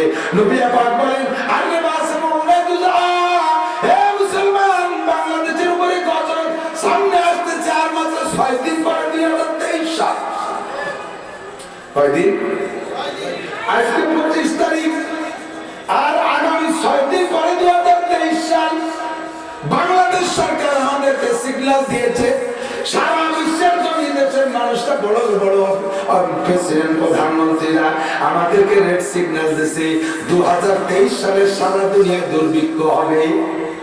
সুবহানাল্লাহ, কথা কন না কে? আপনারা খুশি না বেজার? আমাদেরকে এই জাতীয় রেড সিগন্যাল আপনারা দিয়েন না। 2023 সালে খুদার গজব আসবে, সারা দুনিয়ায় নাকি দুর্ভিক্ষ হবে। আল্লাহ হেফাজত করেন, বলেন আমিন। দুর্ভিক্ষ হবে কি হবে না, এইটি সরকারের বলার ক্ষমতা, দুনিয়ার কোন মানুষ পারবে? আল্লাহ পাক বলেন, মা তাদরি নাফসুম মাযা তাকসিবু গাদা, আগামীকালকে কি ইনকাম করবে এইটা কইতে পারবা না, এইটা কইতে পারবা না। দুনিয়ার ডেভেলপার, দুনিয়াকে বাংলাদেশকে ডিজিটাল বানানোর জন্য সব সরকারি আদাজাল খেয়ে নামছে, সব সরকার চেষ্টা করে। বিএনপি সরকার 5-10 বছর চেষ্টা করে ব্যর্থ হয়ে চলে গেছে। আসছে আওয়ামী লীগ সরকার, একটানা 15 বছর দেশ চালাইয়া, এরপরে আমাদের রেড সিগন্যাল দেশে 2023 সালে নাকি দুর্ভিক্ষ আসবে। তারপরে কি কাম করলেন যে আমাদের ডিজিটাল বানাইতে পারলেন না, দেশকে আপনারা এতটুকু নিয়ে পৌঁছতে পারলেন না যে আগামী বছর থেকে আমাদের দেশ সচ্ছল হবে। আমরা তো এটা আপনাদের থেকে কামনা করি নাই, আপনাদের থেকে কামনা করেছি। বলবেন 2023 সালে চাউলের কেজি হবে 20 টাকা, তেলের কেজি হবে 25 টাকা, চিনি হবে 20 টাকা, রড সিমেন্ট দাম কমে যাবে, সবকিছু দ্রব্যমূল্য কমবে, বিদ্যুৎ বিল চলে আসবে অর্ধেকে। পারলে এইগুলো বলেন, না পারলে আমাদের ভয় দিয়ে আতঙ্কিত কইরা আমাদের বিপদে ফেলানোর চেষ্টা করবেন না। কথা বলেন ঠিক না? রুজির মালিক কে? রুজির মালিক কে?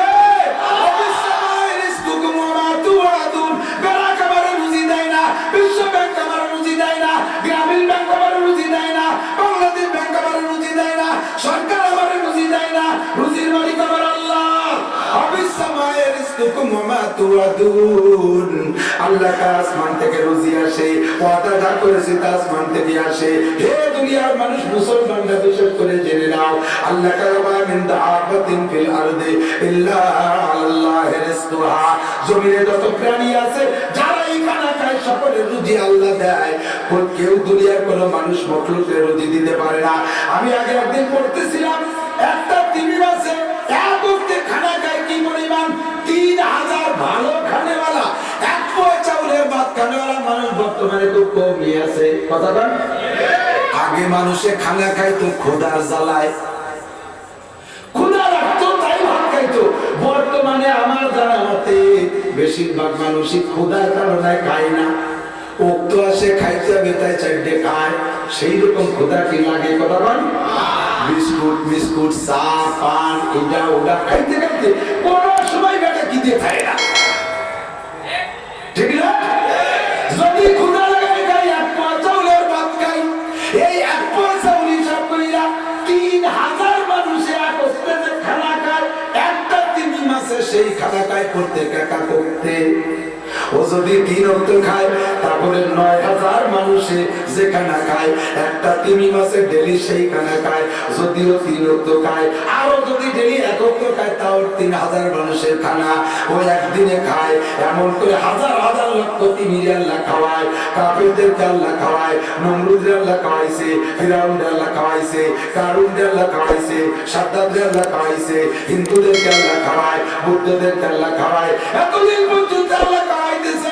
আমার বিশ্বাস মুসলমানদেরকে আল্লাহ না খাওয়ায় রাখবে না, ঠিক কি না? আমার বাংলাদেশে হিন্দু মুসলমান বেশি না মুসলমান বেশি?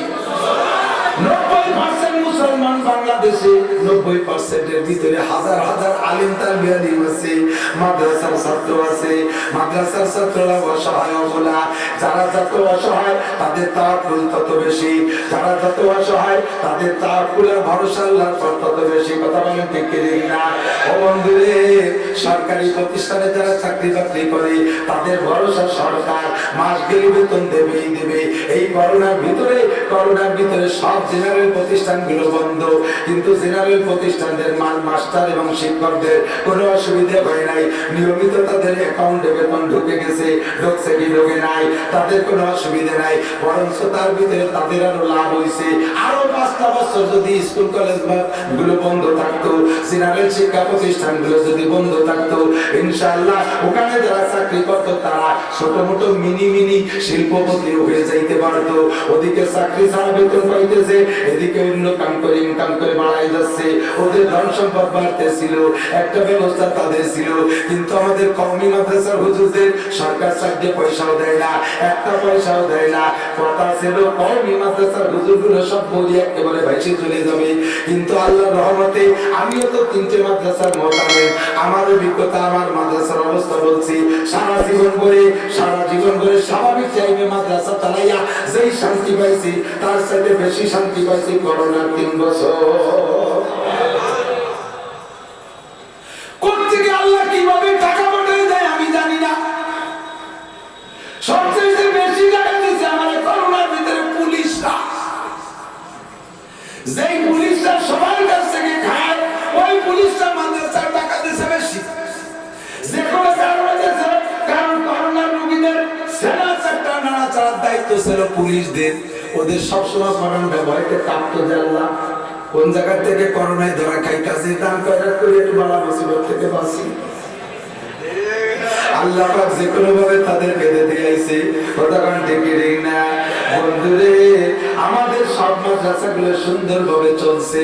আমাদের সরকারি ইনকাম নাই, সরকারের টাকা দেয় না। মাদ্রাসার নামে 2 ইন্ডাস্ট্রি নাই, মাদ্রাসার নামে 5টা তেলের পাম্প নাই, মাদ্রাসার নামে 2টা ইটের ভাটা নাই।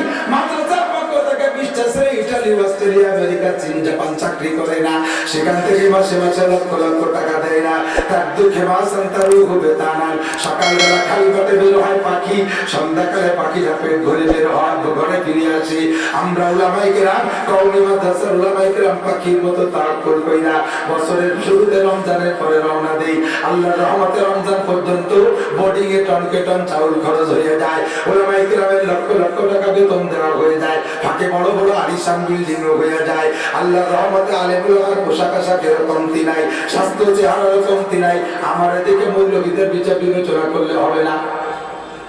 আমি তো শুভই যাচ্ছি এমনি এমনি। আল্লাহু আকবার। পরিশ্রম বেশি দেয়, আমি গায়ে বস্তু রাখতে পারি না। উলামায়ে কেরাম দেখেন কার চেহারা স্বাস্থ্য কম, স্টেজ ভরা আলেম উলামা। প্রত্যেকটা মসজিদের ইমাম সাহেবের স্বাস্থ্য ভালো, আল্লাহ ইমামকে পায় নিশ্চিন্তে থাক। খালি 5 ওয়াক্ত নামাজ মসজিদে যাবি আর পড়াবি, তোর বেশি কষ্ট করা লাগবে না। কামাই করবে ওরা, জায়গায় বসে খাবি তোরা। কামাই করবে ওরা, জায়গায় বসে খাবি তোরা। ইমাম সাহেবের চার লজিং 30 বাড়ি, যে বাড়ি যেদিন খাবার সে বাড়িতে সেদিন ভালো খাবার দেয়, যে বাড়িতে যেদিন খাবার সে বাড়িতে সেদিন ভালো খাবার দেয়। খাইতে খাইতে শুকনো ইমাম মোটা হয়ে গেছে। পোশাক আশাক বেতন পাইতে দিব না, কতটা পোশাক ব্যবহার করা সম্ভব না। মহল্লার একজন গাড়ি থাকে, ওকে হুজুরির বাজার দামি করে দেব। আর একজন জাপান থাকে, ওকে কুরবানির ভাগের টাকাটা আমি দিয়ে দেবো। দুইজন সৌদি আরব থাকে, হুজুর 5টা জুব্বা পাঠাই দিচ্ছি। একজন কাতার থাকে, সে কয় রুমাল কয়খানা আমি দেবো। আর একজন থাকে আর এক দেশে, সে কয় ভাবির শাড়ি চুরি গুলো আমি দেবো। আর একজন থাকে আর এক দেশে মুসল্লি, ও ফোন করে কয় হুজুর বাচ্চাদের কি কি লাগবে বলেন। এমন করে ইমাম সাহেবের কিছুই কিনা লাগে না, ঘর বাড়ি সবকিছু হয়ে যায়। বেতনটা সম্পূর্ণ টানি থাকে, পরের মধ্যে বেগুন দেখায়, কোনোদিন আর নিজের রান্না করে খাওয়া লাগে না। এমন করে আল্লাহ খাওয়ায়। ওমাইয়া তাওয়াক্কাল আলাল্লাহ ফাহুয়া হাসবুহু, রুজির মালিককে। মুসলমান বেড়া কাটকারী তার সুদে কারবার করে রুজির পিছনে দৌড়াও, হারাম খাইতেছো।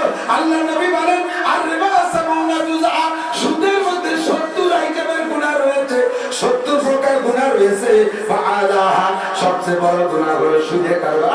সবচেয়ে বড় গুনাহ হলো সুদে কারবারের, সবচেয়ে বড় গুনাহ সুদের ভিতরে হারবুম বিল্লাহি ওয়া রাসূলিহি, আল্লাহ আল্লাহ রাসূলের সাথে যুদ্ধ করা, আল্লাহ আল্লাহ রাসূলের সাথে যুদ্ধ করা।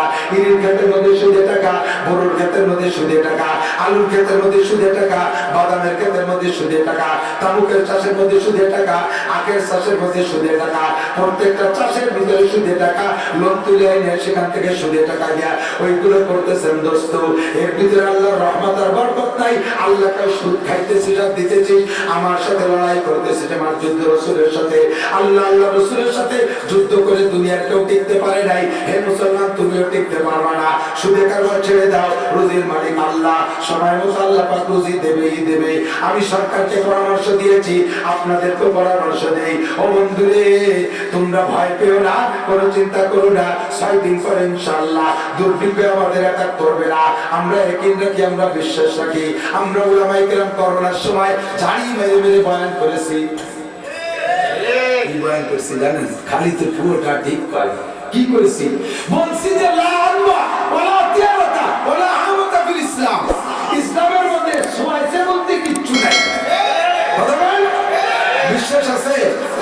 সোয়াইছে বলতে কিছু এই কথা বলতে আমাদের মুখ চিপে ধরতো। প্রমাণ করে দেখাই দিয়েছে আল্লাহ পাক। যারা সোয়াইছে বলে করোনারে ভয় পাইছে বেশি, তারাই মারছে বেশি। আমরা মাদ্রাসাগুলো করোনা উলামায়ে কিরাম বিশ্বাস করি নাই, ভয়ও পাই নাই। প্রথম দিকে একটু পাইছিলাম ভয়, যেভাবে জাড়ি মারছে।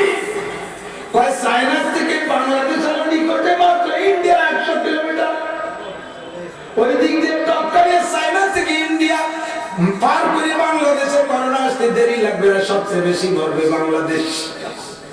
গণবসতির দেশ, আইন কানুন সবচেয়ে মানে কম বাংলাদেশিরা। অন্য দেশের সরকারি হুকুমকে তারা আসমানি কিতাবের চাইতে বেশি মানে, বাংলাদেশে মোটে মানেই না। কথা বলেন, মাস্ক পরতে বলছে, আমরা মাস্ক পরি না। পুলিশ দেখে টপ কইরা মাস্কটা পকেটে টেনে বেরিয়েছে, পরে পারি নাই। পুলিশে কি কয়, কি ব্যাপার মাস্ক পরিস নাই কেন? কয় স্যার মাস্ক পরার কথা তো কোনো কিতাবে লেখা নাই। তুই পড়িস কোন কোন কিতাব? কয় টেলিভিশন পড়ি আর ফেসবুক পড়ি। ওর মধ্যে কি পাইছিস? কয় মাস্ক সাথে রাখা আবশ্যক, এজন্য আমার পকেটে আছে। কত বড় অভিনয়, কত বড় ভঙ্গি আমরা করছি, করোনার সাথে লুকোচুরি করছি। আল্লাহ আমাদের বাঁচাইছে, কোন আলহামদুলিল্লাহ, জোরে কোন আলহামদুলিল্লাহ। ভয় পাইছে যারা বেশি, মরছেও তারা বেশি। আমরা মাদ্রাসা ওই সময় গোপনে গোপনে খোলা রাখছি, স্কুল কলেজ ইউনিভার্সিটি অফিস আদালত সব বন্ধ। আমরা মাদ্রাসা খোলা রেখেছি, গোপনে গোপনে খোলা রাখা। মাদ্রাসার ভিতরে জায়গা কম, আমরা ছাত্রদেরকে একেবারে গাদায় গাদায় শোয়াই, একটা নাকের নিঃশ্বাস আর একটা নাক দিয়ে রুইকা অপর বসতে বেরোয় যায়, এমন ঘন ঘন করে শোয়াইছি। আল্লাহর রহমতে আমি সারা বাংলাদেশ ঘুরে আসছি, একটা মাদ্রাসার ছাত্র শিক্ষক করোনায় মারা গেছে বলে আমি কোনো জায়গায় খবর পাই না।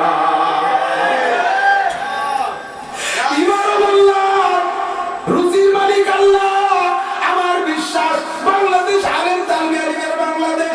প্রত্যেকটা মাদ্রাসায় বছর বছর ইয়াসিন তিলাওয়াত, রাতের বেলা সূরা ওয়াকিয়া তিলাওয়াত হয় কি হয় না? কথা বলেন। আপনারা দোয়া করতে সময় পান না, আপনারা মুনাজাত করতে সময় পান না, আলেম উলামা কিন্তু আপনাদের জন্য দোয়া করে। ও সরকার মহোদয়, যাদেরকে আপনারা মোটেই দেন না তারাই কিন্তু আপনাদের জন্য দোয়া করে বেশি। যে সকল শিক্ষা প্রতিষ্ঠানে আপনারা বস্তা ভরে টাকা দিচ্ছেন, তারা আপনাদের দোয়ার জন্য দোয়া করে না, এমপি মন্ত্রীদের জন্য দোয়া করে না, দেশের জন্য তারা দোয়া করে না, কারণ দোয়া করার সময় তাদের নাই। ওই সকল প্রতিষ্ঠানে মসজিদ নেই, নামাজ নেই, কালাম নাই, ওখানে সম্মিলিত ভাবে দোয়া হয় না, ইনফিরাদি ভাবে একা একা দোয়া হয় না। আমাদের প্রত্যেকটা কওমি মাদ্রাসায় দোয়া হয়। আমাদেরকে চাল দেন না, ডাল দেন না, কিছুই দেন না। আমরা ফজর বাদ, মাগরিব বাদ, ইশার বাদ দোয়া করি, 5টা খতম করে আপনাদের জন্য দোয়া করি। আমাদের দোয়া বৃথা যাবে না। আমাদের দোয়া আল্লাহ করোনার বছর আমাদেরকে বাঁচায় রেখেছে। ইনশাআল্লাহ 2023 সালে বাংলাদেশে দুর্ভিক্ষ হবে না। আলেম তালবে আলিমের দোয়া আল্লাহ কবুল করবেই করবে। বিশ্বাস আছে না নাই? কথা বলেন আছে? যদি সরকার ভয় পান তাহলে আমার একটা পরামর্শ নেন, কোরআনে কারীমের পরামর্শ, আল্লাহর নবীর হাদিসের পরামর্শ। আল্লাহ পাক বলেন ফালিয়াবুদু রাব্ব হাযাল বাইত। কোরআন শরীফে আছে না নাই? কোন সূরার ভিতরে? সূরা কুরাইশ আছে। ফালিয়াবুদু রাব্ব হাযাল বাইত, এই ঘরের মালিকের ইবাদত করো, মসজিদের মালিকের ইবাদত করো, কাবার মালিকের ইবাদত করো, বাইতুল মুকদ্দাসের মালিকের ইবাদত করো। সমস্ত মসজিদের মালিক জোরে বলেন কে? মসজিদের নাম বাইতুল্লাহ। মসজিদের নাম কি? বাইতুল্লাহ মানে আল্লাহর ঘর। আল্লাহর ঘর, আল্লাহ কয় এই ঘরের মালিকের ইবাদত কর। কি দেবে? আল্লাযী আতাবাহুম মিন জু, যে আল্লাহ সকল প্রকার ক্ষুধা নিবারণ করবে। যেখানে অভাব আছে সেখানে আল্লাহ পূরণ করে দেবে। চাউলের অভাব দূর করবে, ডাউলের অভাব দূর করবে, তেলের অভাব দূর করবে, রডের অভাব দূর করবে, সিমেন্টের অভাব দূর করবে। যা কিছু দরকার সমস্ত রিজিক তোমাকে দেবে। আল্লাযী আতাবাহুম মিন জু, আর যে ভয় পাইতেছো ওয়া আমানাহুম মিন খাউফ, সকল প্রকার ভয় থেকে তোমাদের নিরাপদ ব্যবস্থা করে দেবে। ওই ঘরের মালিকের ইবাদত করো। কাজেই আমি দাবি করি সরকার মহোদয়, যদি দেশকে সুন্দরভাবে চালাইয়া ডিজিটাল বানানোর পায়তারা দিয়েছেন, এই ডিজিটাল দেশ গড়তে চান তাহলে আমাদের পরামর্শ নেন। আমরা বলি না যে আপনারা সংসদ থেকে নেমে আসেন, আমরা সংসদে বসি, আসেন যতক্ষণ ততক্ষণ থাকেন। আপনাদেরকে আমরা পরামর্শ দেই, আল্লাহর কোরআনের পরামর্শ মানেন, ইনশাআল্লাহ বাংলাদেশে দুর্ভিক্ষ হবে না। সারা বাংলাদেশের সমস্ত জনগণকে দিয়া নামাজ পড়ানোর ব্যবস্থা করেন, নামাজ পড়ানোর ব্যবস্থা করেন। 1 নম্বর ইবাদত নামাজ, নামাজটা পড়ানোর ব্যবস্থা করেন। কারণ নবী পাক বলেছেন মান হাফাযা আলাস সালাওয়াত আকরামাহুল্লাহু বিখামসি খিসাল, সেই ব্যক্তি 5 ওয়াক্ত নামাজ ঠিক করে পড়ে। আমাদের 5 ওয়াক্ত নামাজ জোর হবে না, 5 ওয়াক্ত নামাজ যদি ঠিক করে পড়ে, নবী পাক বলেছেন 5টা পুরস্কার। কয়টা? 5টা। আমার নবী মাসে একবার মিথ্যে কথা বলতেন, বছরে কোনদিন। আবু জাহেল কয় মুহাম্মাদের কলেমা না পড়লে কি হইছে আমার, কিন্তু মুহাম্মদ মিথ্যে কথা বলে এ কথা বলতে পারবো না। আমার নবী একা একা বলেন না মা ইয়ানতিকু আনিল হাওয়া ইন হুয়া ইল্লা ওয়াহয়ুন ইউহা আল্লামাহু শাদীদুল কুওয়া, আমার আল্লাহ শিখাইতেছেন, তাই নবী বলেছেন উম্মতকে বলে দাও 5 ওয়াক্ত নামাজ পড়লে 5টা পুরস্কার, 4টে বাবা মরার পরে একটা বাবা দুনিয়ায় যেটা পাবা সেটা হলো ইরফান গুযিকুল আইশ। দুনিয়ায় তোমাদের কোনো অভাব থাকবে না, দুনিয়ায় কোনো অভাব থাকবে না। ও মাননীয় সরকার, যদি দুর্ভিক্ষে ভয় পান, দেশ থেকে যদি দুর্ভিক্ষ তাড়াইতে চান, দুর্ভিক্ষ যদি আশা বন্ধ করতে চান, তাহলে দেশের মানুষকে নামাজ পড়ান। আপনারা মুসলমান, প্রেসিডেন্ট মুসলমান, প্রধানমন্ত্রী মুসলমান, স্বরাষ্ট্রমন্ত্রী মুসলমান, ধর্মমন্ত্রী মুসলমান, শিক্ষামন্ত্রী মুসলমান, সমাজ কল্যাণ মন্ত্রী মুসলমান, জনপ্রশাসন মন্ত্রী মুসলমান, এত মন্ত্রীরা মুসলমান, 100 এমপি আপনারা মুসলমান। আপনারা মুসলমান, আল্লাহকে বিশ্বাস করেন। যদি দুর্ভিক্ষ থেকে দেশকে বাঁচাইতে চান, তাহলে মুসলমান হলে বিশ্বনবী মুহাম্মদ রাসূলুল্লাহ সাল্লাল্লাহু আলাইহি ওয়াসাল্লামের বক্তব্যকে বিশ্বাস কইরা আপনি জাতীয় সংসদ থেকে নামাজটাকে বিল আকারে পাস করে দেবেন। আমি এখন পুরো বিএনপি বেল্টের ভিতরে গতকালকে খবর পাইলাম, মাননীয় প্রধানমন্ত্রী, বর্তমান প্রধানমন্ত্রী ফাঁক পাইলে আমার বয়ান শোনে। আমার বাড়ি গোপালগঞ্জ, উনিও গোপালগঞ্জে,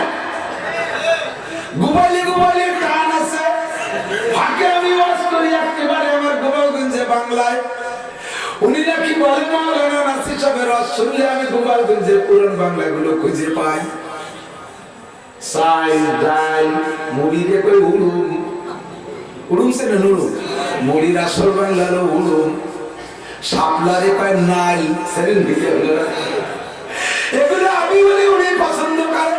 আমি মাননীয় প্রধানমন্ত্রীর কাছে অনুরোধ করি, আমার আব্বা মুক্তিযোদ্ধা ছিল, পাকিস্তানিরা আমার বাড়ি পুরাইয়া পিঠে লাল করে দিয়েছিল। আমার বয়স তখন 1 বছর। আমার মা আমারে কোলে করে নিয়ে অন্য জেলায় গিয়ে পালাইছে। বাড়ি আসার পরে এসে দেখে ঘরে ভিটে বাড়ি কিচ্ছুই নাই। আমার মামা মুক্তিযোদ্ধা কমান্ডার ক্যাপ্টেন সোহান মিয়া আমার বাড়ির পর দাঁড়াইয়া পাকিস্তানিকে জাহাজগুলি করার কারণে পাকিস্তানিরা ব্যাক করে এসে আমার বাড়ি পোড়ায় সাফ করে দিয়েছে। আমার বংশধরে মুক্তিযোদ্ধা, কিন্তু তাই বলে কি আমি ধর্মীয় কোনো পরামর্শ নেত্রীকে দিতে পারবো না? অবশ্যই অধিকার আমার আছে, কথা বলেন ঠিক না? বাংলাদেশকে ডিজিটাল করার ইচ্ছা পোষণ আপনি করেছেন, শর্ত হলো আগে আপনি মানুষগুলোকে ডিজিটাল বানান। মানুষ যতক্ষণ ডিজিটাল না হবে ততক্ষণ পর্যন্ত বাংলাদেশ ডিজিটাল হবে না। আর মানুষ ডিজিটাল আইএমএ পাস করে ডিজিটাল হয় না, বড় অফিসার মানে ডিজিটাল হয় না, লক্ষ লক্ষ করে বিনা পরীক্ষায় পাস করায় মেট্রিক পাস করায় দেওয়ার নাম এর নাম ডিজিটাল না। হাজার হাজার বিসিএস পাস করায় দেওয়ার নাম ডিজিটাল না। ডিজিটাল হলো চরিত্র গঠনের নাম ডিজিটাল, আল্লাহর মনোনীত বান্দা বানানোর নাম হলো ডিজিটাল মানুষ। আর এইটা অন্য কোনো প্রসেস নয়। আল্লাহ পাক রব্বুল আলামিন নিজেই বলেছেন একমাত্র আমার হুকুম মানার মধ্যে আছে ডিজিটাল। কাজেই যদি বাংলাদেশকে দুর্ভিক্ষ মুক্ত ডিজিটাল বাংলাদেশ করতে চান, জাতীয় সংসদে নামাজটাকে বিল আকারে পাস করে দেন। আমি বগুড়া, আমি বগুড়া উত্তরবঙ্গ, রাজশাহী বগুড়া এই অঞ্চলটা সম্পূর্ণ বিএনপি প্রধান এলাকা, আমলিগো যথেষ্ট আছে। আমি এই এলাকায় বসে সবাইকে নিয়ে নৌকো উঠে যাব। মাত্র 3-4টে বিল একটু পাস করে দেন। 1 নম্বরে জাতীয় সংসদে নামাজ দ্বারা বিল আকারে পাস করে দেন। হাত দেখেন মাননীয় প্রধানমন্ত্রী কি পরিমাণ হাত নামাজের পক্ষে উঠায়। কারা আছেন নামাজটাকে জাতীয় সংসদ থেকে বিল আকারে পাস করার পক্ষে? আমি বলবো নামাজের বিল, আপনারা বলবেন সংসদে পাস হোক। নামাজের বিল, নামাজের বিল, পর্দার বিল, এই আব্বাটা কই গেল? পর্দার বিল, যাকাতের বিল, নারায়ে তাকবীর।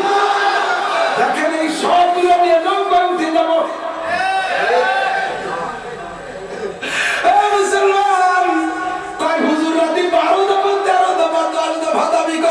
আপনি 3 দফা নিয়ে নৌকা উঠবেন কেন? আমি এই 3 দফা মাত্র 1 দফা বলবো, ওই 1 দফার ভিতরে সব দফা সারা হয়ে যাবে। সেটা হলো নামাজের বিল। পাইলেন কোথায়? আমার আল্লাহ নিজেই বলেন ইন্নাস সালাতা তানহা আনিল ফাহশাই ওয়াল মুনকার ওয়া আকিমিস সালাতা তারাফাইন নাহারি ওয়া যুলাফাম মিনাল লাইল শাকিরিন। 5 ওয়াক্ত নামাজ সুন্দর করে পড়ো। এই নামাজ হলো সমস্ত গুনাহ মোচন করে দেয়। নামাজ এমনই একটা ইবাদত, তানহা আনিল ফাহশাই ওয়াল মুনকার, সকল প্রকার অন্যায় থেকে ফিরাইতে পারে। জোরে বলেন কিসে? নামাজটা বিল আকারে পাস করেন, আপনার এমপি মন্ত্রীরাও সবাই নামাজি হয়ে যায়। 2 নম্বর আরেকটা দাবি করি, আল্লাহর নবী বলেন দুইটা জিনিস জীবনে এক জায়গা হয় না। আমরা জানি আগুন আর পানি এক জায়গা হয় না, কথা বলেন। আগুন আসলে পানি থাকে না, পানি আসলে আগুন নেমে যায়, পানি আগুন থাকে না। এই দুইটার ভিতরে চরম বিরোধ। আল্লাহর নবী কইলা তাও জায়গায় জায়গায় এক জায়গা হতে পারে। দেখা যায় চট্টগ্রাম গিয়েছি পাহাড় দেখতে, ওই জায়গায় যে দেখি একটা জায়গায় ঝর্ণা দিয়ে পানি পড়ে, ওই পানি পড়ে নিচে, আর ওই বরাবর পানির ভিতরে পটপট করে আগুন জ্বলে। একই ঝর্ণা দিয়ে আগুন আর পানি বের হয়। দূরের এক জায়গা দেখে আসছি বন্ধুরে, ইরাকের প্রেসিডেন্ট সাদ্দাম হোসেন আমেরিকার যুদ্ধবহরকে ইরাকে ভিড়তে দেবে না বিদায় আরব সাগরে তেল মেরে দিয়ে ওই তেলের উপরে আগুন ধরাই দিয়েছে। নিচেই পানি, উপরে আগুন। আগুন আর পানি এক জায়গায় প্রমাণ হলো। কিন্তু আল্লাহর নবী বলেন দুইটা জিনিস এক জায়গা হয় না। রাতের বেলা ঘরের মধ্যে সূরা ওয়াকিয়া তিলাওয়াত আর অভাব, রাতের বেলা ঘরের মধ্যে সূরা ওয়াকিয়া তিলাওয়াত আর ওই ঘরের মধ্যে অভাব, এই দুইটা জিনিস জীবনে এক জায়গা হয় না।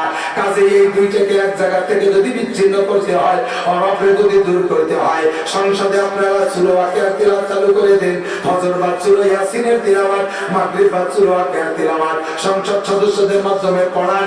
যদি কোরআন শরীফ পড়তে না পারে তাহলে তাদেরকে পড়ানো শিখাইতে হবে। সংসদে কোরআন শরীফ পড়াবো কি রে? সেদিনকে একজন পড়ে, সে পদ্মা সেতু উদ্বোধন করতে যে যা পড়ছে তা তো মানছি, তাতে দেওয়া যায় না। তাহলে ভালো করে পড়ান, তাদেরকে আমার মতো হুজুর দিয়ে পড়ান। মস্ক করা যাবে কোরআন শরীফ, সংসদ সদস্যরা কোরআন শরীফ তিলাওয়াত করবে, তারাও করে নামাজ পড়বে।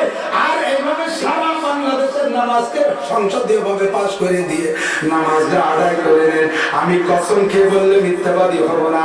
আমার আল্লাহ কাল্লা ফাতাহনা আলাইহিম বারাকাতিন মিনাস সামাই ওয়াল আরদ, আসমান আর জমিন থেকে রহমতের বরকতের সমস্ত দরজা খুলে দেব।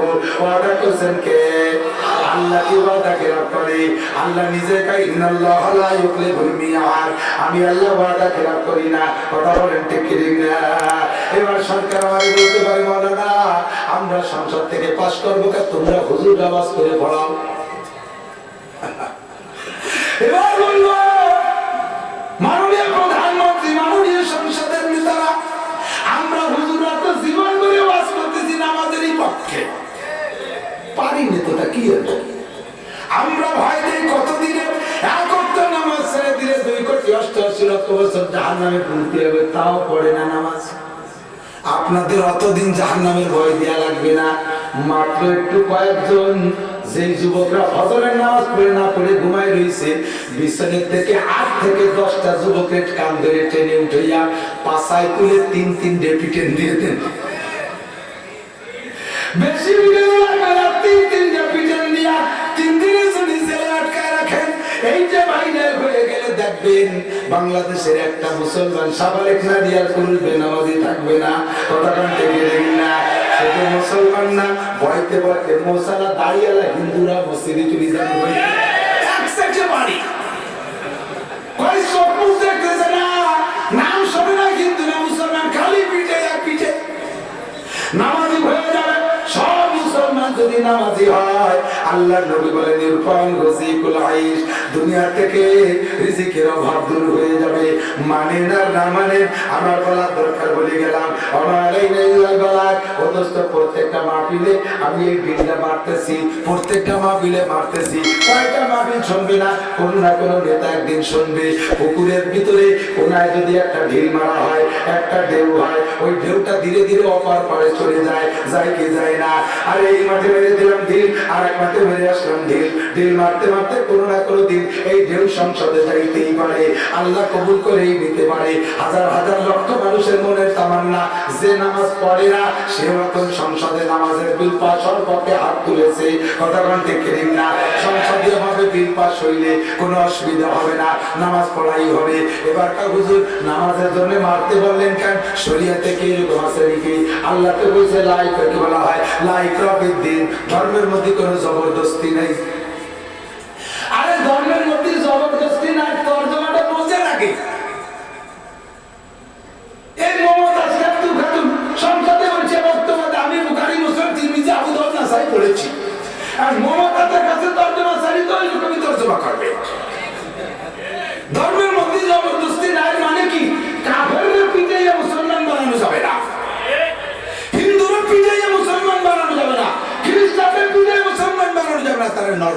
দিয়ে দিতে হবে, ফামান চাপাল ইউমিন ওমান চাপাল ইয়াকফুর।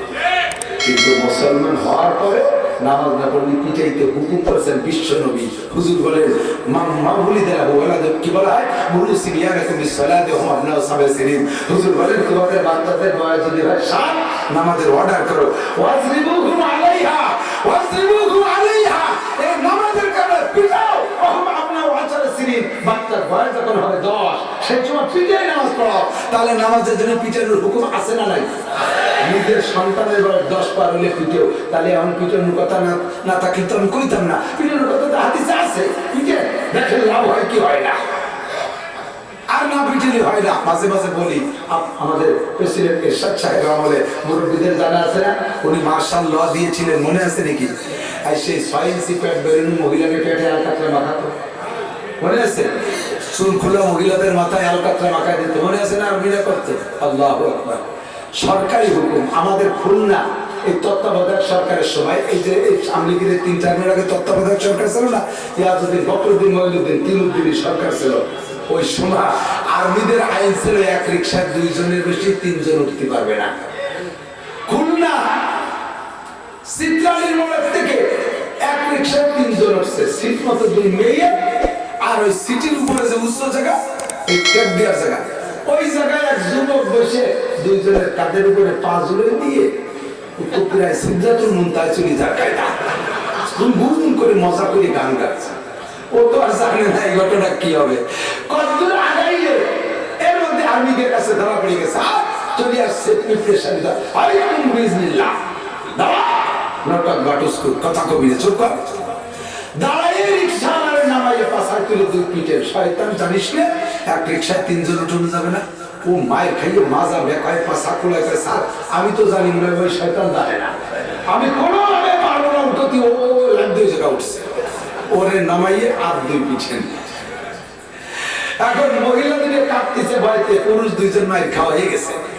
ওই সাথে যে পুরুষটা মায়ের খাইছে, ও চিন্তা করছে কি তার লাই জানে, মনে করছে যে আমি একা যদি মায়ের খেয়ে যাই বাড়িতে, তো ওই 2 জন আমার 2 জন আমার একটু হাসবে, কাজে ওকে কিছু খাইনি দিয়ে। ও কয় স্যার আমিও জানি যে 1 রিকশায় 3 জন উঠা নিষেধ, আমি কোনো মতো করে আরেকটা রিকশা আমি ভাড়া করছি, এই যদি আমি এবার খেয়ে উঠেছি, আর তাকে বাসায় 2 বাড়ি সাইলিটা মাইটের খাইছে। এখন আর্মিরা কয় যে 3 জনের নামাইয়া কয় 3 জনের রিকশা গাড়ি কর, রিকশা কাঁধে উঠো। মেয়ে 2 কয় 2 পিছনের চাকা কাঁধে কর, আর ছেলেদের কয় 2 সামনের চাকা কাঁধে। এখন কি রিকশা কি কাঁধে ওরা সম্ভব? কোনটা 3 জনে ধরিয়ে 3 জনের কাঁধে উঠে গেছে। আমি কয় কতদূর যেতে? ওকে খালি কত দূর না, এবার আরো কাজ আছে। ওই রিকশাওয়ালার কাছে উঠে যায়, পয়সা আমি এরপর উঠবো, দাঁড়ানো উঠে দিচ্ছি। রিকশাওয়ালাকে স্যার আমার পায়ে ধরি, খালি রিকশাই বলে নিতে পারবে না। আর এরপর আমি উঠলি, হয়তো ওভারলোডের মজা বুঝিয়ে দেবো। ওভারলোড করলে কেমন লাগে এটা তুই বল, আমরা দেখতেছি। 80 তোর সাথে মরিয়ে যাওয়ার আগে নামাই ফেলবো। ঠেলে উঠে দিয়ে কয় স্যার কত দূর? কয় যে জায়গায় চাইছি সে জায়গা যাচ্ছি হবে। ব্যাপার তো বলতে চাইতেছি, এগুলো আর্মিতি করতে পারে, কথা বল। একটা আলকাতরা মাখাইছে, এই 1 রিকশায় এই ঘটনা ঘটাইছে। সারা বাংলাদেশে রিকশার ওভারলোড বন্ধ। 20-25 জন এয়ারপোর্টে আলকাতরা মাখাইছে। সারা বাংলাদেশের মহিলাদের 6 ইঞ্চি ব্লাউজ লম্বা হয়ে 14 ইঞ্চি হয়ে গেছে। কাজেই আমরা অনুরোধ করব, এটা আমরা পারবো না। হুজুরকে বাস্তব জীবন গড়ে চলতেছে, সাথে কিছু মুগুর লাগবে, কিছু দোলাই লাগবে। আইন পাস করিয়া আর্মি মিডিয়া পুলিশ দিয়া যদি বাংলাদেশের দুর্ভিক্ষ বন্ধ করতে চান, এদেশের মানুষকে হালাল খাওয়াইয়া জান্নাতে পাঠাইতে চান, হারাম থেকে ফিরে আনতে চান, তাহলে এই কামগুলো করেন। আর আপনাদের আমলা কামলারা যে জায়গায় বসে তোন মারে, মন মারে, রাস্তা মারে, খাল মারে, ভিজিয়ে কাম মারে, পঙ্গু ভাতা বেশি খায়, বয়স্ক ভাতা খায় করে দিতে যে ঘুষ খায়, এরকম কান্ডালা ভালো মানুষ আছে না? আছে না নাই? এগুলো একটু মুখ সিবে ধরেন, মুখে একটু সুপার গুলো লাগায় আটকায় দেন, আর খাইস দিয়ে একটু বন্ধ করে দেন। যত দুষ্কর্ম হয় মৌলবীরা আপনাদের পক্ষে, কখনো মৌলবীরা বিপক্ষে না। বিপক্ষে কারা? চোখে আঙুল দিয়ে ধরাই দিতে পারি। কেউ থাকলে রাগ করেন না, কেউ থাকলেই যদি থাকেন রাগ করে না, বহুত ওই ডিপার্টমেন্টে ভালো মানুষও আছে। ডাক্তারের কাছে যদি 1 মাসের মধ্যে কোনো রুগী না আসে, ডাক্তার খুশি হবে? চেম্বার খোলে, সকালে খোলে, সন্ধ্যের সময় বাড়ি চলে যায়, একটা রুগীও নাই। 1 মাস পরে যে ডাক্তারে জিজ্ঞেস করবেন, ডাক্তার সাহেব কেমন চলতেছে, কি করবে ডাক্তার? না, রুগী নাই, দেশে রুগী নাই, সব সুস্থ হয়ে গেছে। ডাক্তার নিজে রুগী হয়ে গেছে। কথা আমরা সুস্থ হলে ডাক্তার অসুস্থ, আমরা রুগী হয়ে ডাক্তারের কাছে গেলি বলে খুশি, রুগী ঠেলি বেলায় পাচ্ছি না, কলেরা সুবহানাল্লাহ আলহামদুলিল্লাহ, কি পরিমাণ কলেরা সেলাই নিয়েছে যাতে পাচ্ছি না। আমরা রুগী হলে ডাক্তার খুশি, আমরা রুগী হলে ডাক্তার খুশি, আর আমরা সুস্থ হলে ডাক্তার অখুশি, ডাক্তার অসন্তুষ্ট। তাহলে বলেন আমাদের পক্ষে কারা? ডাক্তাররা আমাদের পক্ষে না, ঠিক কি ঠিক না? উকিল সাহেব জিজ্ঞেস করবেন, উকিল সাহেব এই 1 মাস পর্যন্ত চেম্বার খোলে আর বন্ধ করে, কোনো মক্কেল নাই, কেস নাই। এই উকিলের কাছে জিজ্ঞেস করবেন, উকিল সাহেব দিনকাল কেমন যাচ্ছে? মক্কেল নাই, দেশে কেস নাই, মামলা নাই, তাতে সব ভালো হয়ে গেছে, তাতে উকিল সাহেবের কাম সারা। কথা বলেন, তাহলে আমরা দেশে মক্কেল নাই, কেস নাই কেন? চোর নাই, ডাকাত নাই, লুচ্চ নাই, বদমাশ নাই, মারামারি নাই, খুনোখুনি নাই, দেশটা ডিজিটাল হয়ে গেছে, এই জন্য উকিল সাহেব টাল হয়ে গেছে। উকিল সাহেব, তাহলে উকিল সাহেব আমাদের পক্ষে। আমরা মারামারি করলে উকিলরা কেস পায়, চুরি ডাকাতির উকিলরা কেস পায়, ভারী খুশি। পুলিশ পোস্টিং করে দিয়েছে থানায়, 1 বছরের মধ্যে কোনো কেস পায় না। কি খবর দারোগা সাহেব, কি খবর? না, কেস নেই, কেস নেই, কেস নাই মানে উনি পয়সা পাচ্ছে না, বড় অসন্তুষ্ট। তাহলে মারামারি খুনোখুনি করলে খুশি। আমরা আমাদের পক্ষে কেউ না, ডাক্তাররা, উকিলরা, পুলিশরা কেউ আমাদের পক্ষে না। আমাদের পক্ষে ওলামায়ে কেরাম, এরা দোয়া করে আল্লাহ যেন কেস কাছারি না হয়, দেশের মানুষ যেন সুস্থ থাকে, মারি মামলা যেন না হয়, মারামারি খুনোখুনি যেন না হয়, দেশে যেন দুর্ভিক্ষ না হয়। আল্লাহ তাহলে দেশের মানুষ ভালো থাকলে আমাদের কিছু দেবে আল্লাহ, আমরা তোমার দিন নিয়ে জিন্দা করে রাখতে পারবো। কথা বলতে কি ঠিক না? ও দোস্ত, আমরা যে পরামর্শ দেই কথাগুলো মানেন। জাতিকে যদি বাঁচাইতে হয় তাহলে 1 নম্বরে নামাজটা পড়ান, 2 নম্বরে পর্দা করান। পার্কের ভিতরে জোড়া জোড়া বসে বসে তসবিহ টিপতেছে, দেখছেন নাকি বিভিন্ন জায়গায়? কি যে বসে এমন ভাবে, কেমন যেন কবুতরের মুখে বাচ্চা যেমন খায়, মুখ সাথে মুখ পিছিয়ে দিয়ে ফিস ফিস করে কি করে, ফেরেশতারাও টের পায় না। याने आशिको माशूक चिरंजीस केरामन कातिबीना हम खबर নি সত্যি সারাই সারাই কথা কয়, মুখী উপায় না। কুয়াকাটা কক্সবাজার সরের পর বসে বসে আল্লাহ বিল্লি তালে আছে, ওইগুলোর পিঠেই তাড়ান, ওইগুলোর পিঠেই সর মনে পাঠান, ওইগুলোর পিঠেই আসতে হয় পাঠান। পার্কগুলো খালি করেন যদি খোদার গজব থেকে বাঁচতে চান। কথা বলেন। আল্লামা জালালউদ্দিন রুমি বলেন, আব্রুনা আয়াত আলপায়ে মানে যাকাত ওয়াজনা উবতাদাবা আনদার জিহাদ। দুনিয়া যত জিনা বাড়বে, আসমানি গজব তত বাড়বে। সিডার, সোনামি, চন্দ্রের, নার্গিস, আইলা, বুলবুল, আমপান, পানি, চিত্রা, করোনা, মরোনা, যত আযাব গজব আসে এগুলো আসমানি বালা। এই আসার কারণ হলো দুনিয়ায় তোমাদের জিনা বাইরে গেছে, জিনায় কোরআন বলতেছে না, আবার 14 ফেব্রুয়ারি তারিখ একটা দিয়া জিনা দিবস বানাই দিয়েছে। কথা বলেন ঠিক না? সারা দুনিয়াব্যাপী জিনা দিবস বানাই দিয়েছে 14 ফেব্রুয়ারি, ভালোবাসা দিবস। আকাম কইরা হাজার হাজার যার সন্তান জন্ম দিচ্ছে, এই কথাগুলো আমাদের শোনেন। এই দিবসগুলো বন্ধ করে দেন, পার্কগুলো বন্ধ করে দেন, বেহাদেরকে বের করে দেন, পর্দার পরিবেশ করেন। লেখাপড়া আমরা মেয়েদের পড়ার বিপক্ষে না। মেয়েরা ডাক্তার হোক, তাহলে একটা গাইনি ডাক্তার যদি যোগ্য মেয়ে হয়, তাহলে এদেশের বাচ্চাগুলোকে সিজার করে বের করতে, মহিলারা পুরুষের সামনে ইজ্জত বের করা লাগবে না। মহিলাটা আল্লাহ অনুমতি দিয়ে দিয়েছে, কাজেই মহিলা ডাক্তার হোক, মেয়েরা ডাক্তারই বলুক, ওরা বড় বড় শিক্ষিত হোক। তবে মেয়েদের স্কুল কলেজ আলাদা, ছেলেদের আলাদা করে দেন। গার্মেন্টসের ভিতরে মেয়ে গার্মেন্টস আলাদা, পুরুষ গার্মেন্টস আলাদা করে দেন। পুলিশ ও মহিলা পুলিশের দরকার আছে, মহিলা আসামি ধরতে মহিলা পুলিশ লাগে, এবার মহিলা পুলিশদের অফিস আলাদা করে দেন, একজন পুরুষকে ও জায়গা যাইতে দিয়েন না। আমরা সব খবর কিন্তু রাখি, তথ্য এখন আমাদের কাছে পৌঁছে দিচ্ছে সব, কোন জায়গা কোন থানায় কোন পুলিশ মহিলা কোন ভাবে কিভাবে দর্শিতা হইয়া অনাকাঙ্ক্ষিত সন্তান জন্ম দিচ্ছে, এগুলো সবই আমাদের কানে খবর আছে। এরই কারণ হলো সহচাকরি, সহশিক্ষা, স্কুল কলেজ ইউনিভার্সিটির ভিতরে দুর্নীতি হচ্ছে। এই সকল জেনার কারণে আল্লাহ বৃষ্টি বন্ধ করে দিয়েছে, আল্লাহ রহমতের বৃষ্টি বন্ধ করে দিয়েছে। কথা বলেন ঠিক কি ঠিক না? ইত্তাকিল মাহারিবা তাকুন আবাদান নাস, সবচেয়ে বড় বুজুর্গ হওয়া হারাম কাজগুলো ছাইড়া দাও। সরকার আমাদেরকে ছাড়তে বলুক আর না বলুক, আমাদের মূল সরকার এগুলার কাজগুলো ছাড়তে বলছে কি বলে নাই? আল্লাহ আমাদেরকে বলেছে ছেড়ে দাও গুনাহ, জিনা ছাড়ো, মদ ছাড়ো, গাঁজা ছাড়ো, ব্যভিচার ছাড়ো, বেপরদা ছাড়ো, দুর্নীতি ছাড়ো, জুলুম ছাড়ো, অত্যাচার ছাড়ো, ভাষা খারাপ করা ছাড়ো, টেলিভিশন ছাড়ো, ভিসিআর ছাড়ো। এই ফেসবুকের ভিতরে ল্যাংটা ছবি, বিদেশি জিনার ছবি, যুবকরা এগুলো দেখা ছেড়ে দাও।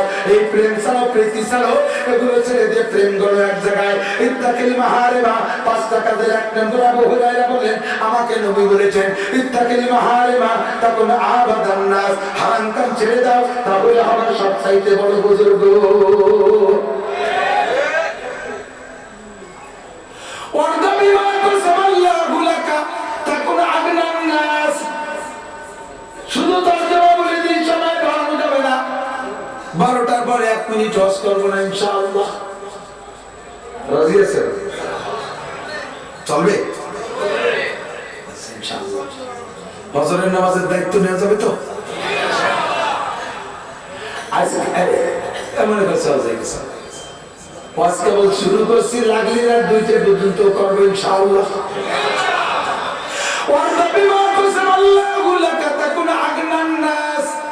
ধনী হইতে চাও কে কে? ধনী হইতে চাও কে? অভাবমুক্ত হইতে চাও কে? হাত জাগাইতে বললে বলছি না, হাত জাগাইতে বললে সবাই ধনী হইতে পারবেন। ধনী হইতে চাইবেন, হাত জাগাইবেন। আল্লাহ নবী বলেন আবু হুরায়রা উম্মতকে বলে দাও ওয়ারদা বিমা কাসামাল্লাহু লাকা তাকুন আগনান নাস। তুমি যদি ধনী হইতে চাও, বড় লোক হইতে চাও, তাহলে ছোট্ট একটা কথা মানো, ওয়ারদা বিমা কাসামাল্লাহু লাকা, আল্লাহ তোমারে আপাতত যা দেছে, বুঝেন? আল্লাহ তোমারে আপাতত যা দেছে এরপর খুশি থাকো, তাহলেই তুমি ধনী হতে পারবা। নইলে সারা দুনিয়ার মালিক বানায় দিলেও তুমি ধনী হইতে পারবা না। এর মধ্যে আছে আল্লাহ নবী বলেন যদি কোনো ব্যক্তিকে আল্লাহ গোটা দুনিয়ার মালিক একার একজনকে বানায় দেয়, সারা দুনিয়ার মালিক একজন, এই লোকটার কাছে যদি জিজ্ঞেস করেন ভাই আল্লাহ তো আপনারা সারা দুনিয়ার মালিক বানাইছে, আমরা তো অর্থহীন, আমরা তো শূন্য, আমাদের কোনো মালিকানা কিছুই নাই, সবই আল্লাহ আপনারা দিয়েছে, এত বড় দুনিয়ার মালিক হয়ে আপনার কেমন লাগে একটু কন দিন। হ্যাঁ দেখ, ওই লোকটার যদি বলেন যে এত বড় দুনিয়ার সম্পত্তির মালিক আপনি একা, আপনার মনের মধ্যে কেমন আনন্দ লাগে কন? ও জব দেবে কি জানো, কও ভাই একটা দুনিয়াতে কি হয় কও দি, কত ঝামেলা, কত সবকিছু দাম, একটা দুনিয়া কি হয় আর একটা দুনিয়া দিলে কোন মতে সত্যি রাখা। আল্লাহ নবী বলেন বনি আদমের পেট কবরের মাটি ছাড়া কেউ ভরতে পারবে না। কথা বলেন দেখে না? কাজে আপনারা কে কোন হালাতে আছেন বলেন? কেমন আছেন আপনারা? বলেন কেমন আছেন? তাহলে আপনি ধনী। আমি দেখেছি ফেসবুকে একটা শোয়া ফকির আর একটা খোড়া হাতা ফকির, এই খোড়া হাতা ফকিরটা শোয়া ফকিরের কাছে যাইয়া ব্যাগেতে 5 টাকা বেজে গেল, থালের মধ্যে প্লেটের মধ্যে ছেড়ে দিয়েছে। সাংবাদিকরা কয় তুইও ফকির ও ফকির, ওরে দিস কেন? ওরে অন্য লোক দে। কয় যে আমার ভাইসে আমি ভালো আছি, ও তো শুয়ে বিক্রি করে, ওরে সবাই দেয় না, আমি বিভিন্ন জায়গাতে কালেকশন করে ওর একটু বেশি পাইছি, আমার বিক্রির হতে একটা জাকাত আছে, তাই আমার ভাই কিছু দিয়ে দেয়। दाराओ सिकंदर से वो मर्दे फकीर औला जिसकी फकीरी में भूए असदुल्लाह है। हजार हजार कोटिपति শিল্পপতি রাষ্ট্রপতির চাইতে ওই ফকির আল্লাহর কাছে ভালো। সেই ফকিরের ব্যাগে থেকে ভিক্ষার টাকার যাকাত বের হয়। কথা কোন ঠিক ঠিক না? জিজ্ঞেস করবেন ভাই এবার কেমন যাচ্ছে? কয় না পয়সা করি না, এবার মাত্র 5টা তেলের পাম্প করছি আর 20 ডিস্ট্রিক্ট ট্রাক করছি, 2 গার্মেন্ট করছি। অর্থনীতি ভালো না হুজুর, কি দেব মাদ্রাসায় কর? তোমার যদি দেওয়ার মতো কিছু না থাকে তুমি রাস্তায় ভিক্ষে তাল পাইতে বসো, ওই খোলা পয়সা বাটাই দেবানি তোমার 5 টাকা দিয়ে দেবে। দিতে তুমি জীবনেও পারবে না। দিতে বলে যে হালাতে আছে, হালাতে শুকর আদায় করো আলহামদুলিল্লাহ, তাহলেই কিছু দিতে পারবে। কথা বলেন ঠিক কি না? আমাদের এই সব মাদ্রাসা সরকার দেয় না, আমরাই দেই, আমাদেরকে দিয়ে আল্লাহ দিয়ে। মনে করেন হুজুররা খালি ভিক্ষে করে, কালেকশন করে। হুজুরদের যে কুরবানি জীবনেও তা পারবেন না। হুজুরদের কুরবানি আপনারা যে যেখানে চাকরি করেন, 8 ঘন্টা ডিউটি করেন, 8 ঘন্টা ডিউটি করেন, 10,000, 20,000, 30,000, 50,000, 1 লাখ টাকা বেতন পান, 2 লাখ 5 লাখ টাকা বেতন পান। আর আমার হুজুররা 24 ঘন্টা ডিউটি করে, আপনার সাথে 3 গুণ ডিউটি করে। আপনার 3 মাসের চাকরি মাদ্রাসার হুজুরকে 1 মাসের চাকরির সমান। কথা বলেন ঠিক না? এত পরিশ্রম করে 8-10,000 টাকা বেতন পায় মাত্র। এরপর নির্ভর করে ছেলে মেয়ে নিয়ে চলে। আল্লাহু আকবার। আবার দানের কথা বললে হুজুররাই বেশি দেয়। আমি এখানে বসে থাকি, আপনারা জান আমার বাড়ির মাদ্রাসায় যে শুনে আসবেন, ডিসেম্বরের 2-3 তারিখ আমার মাহফিল হয়ে গেছে মাদ্রাসা। বাৎসরিক একটা হিসেব মাদ্রাসা শোনায় না, আমিও জানিও না অফিসটা কি লেখছে দেখছে, দেখি যে অফিসে থেকে হিসেব শোনাচ্ছে। আমার মাদ্রাসায় বছর পুরুষ শাখায় 83,44,000 টাকা আয় ব্যয় সমান 1,14,000 টাকার দিনে আছে। এই 83,44,000 টাকার ভিতরে 35 লক্ষ টাকা কর্জ। এই কর্জটা নেছে আমার কাছ থেকে, আমার দেয় না, বেরো বা দেবো না কোনোদিন। 35 লাখ টাকা আমার দেওয়া, কোনোদিনও ফেরত দেবে না। আমার 3 মাদ্রাসা মিলে 70,000 টাকা বেতন, 70 পয়সাও নেই না।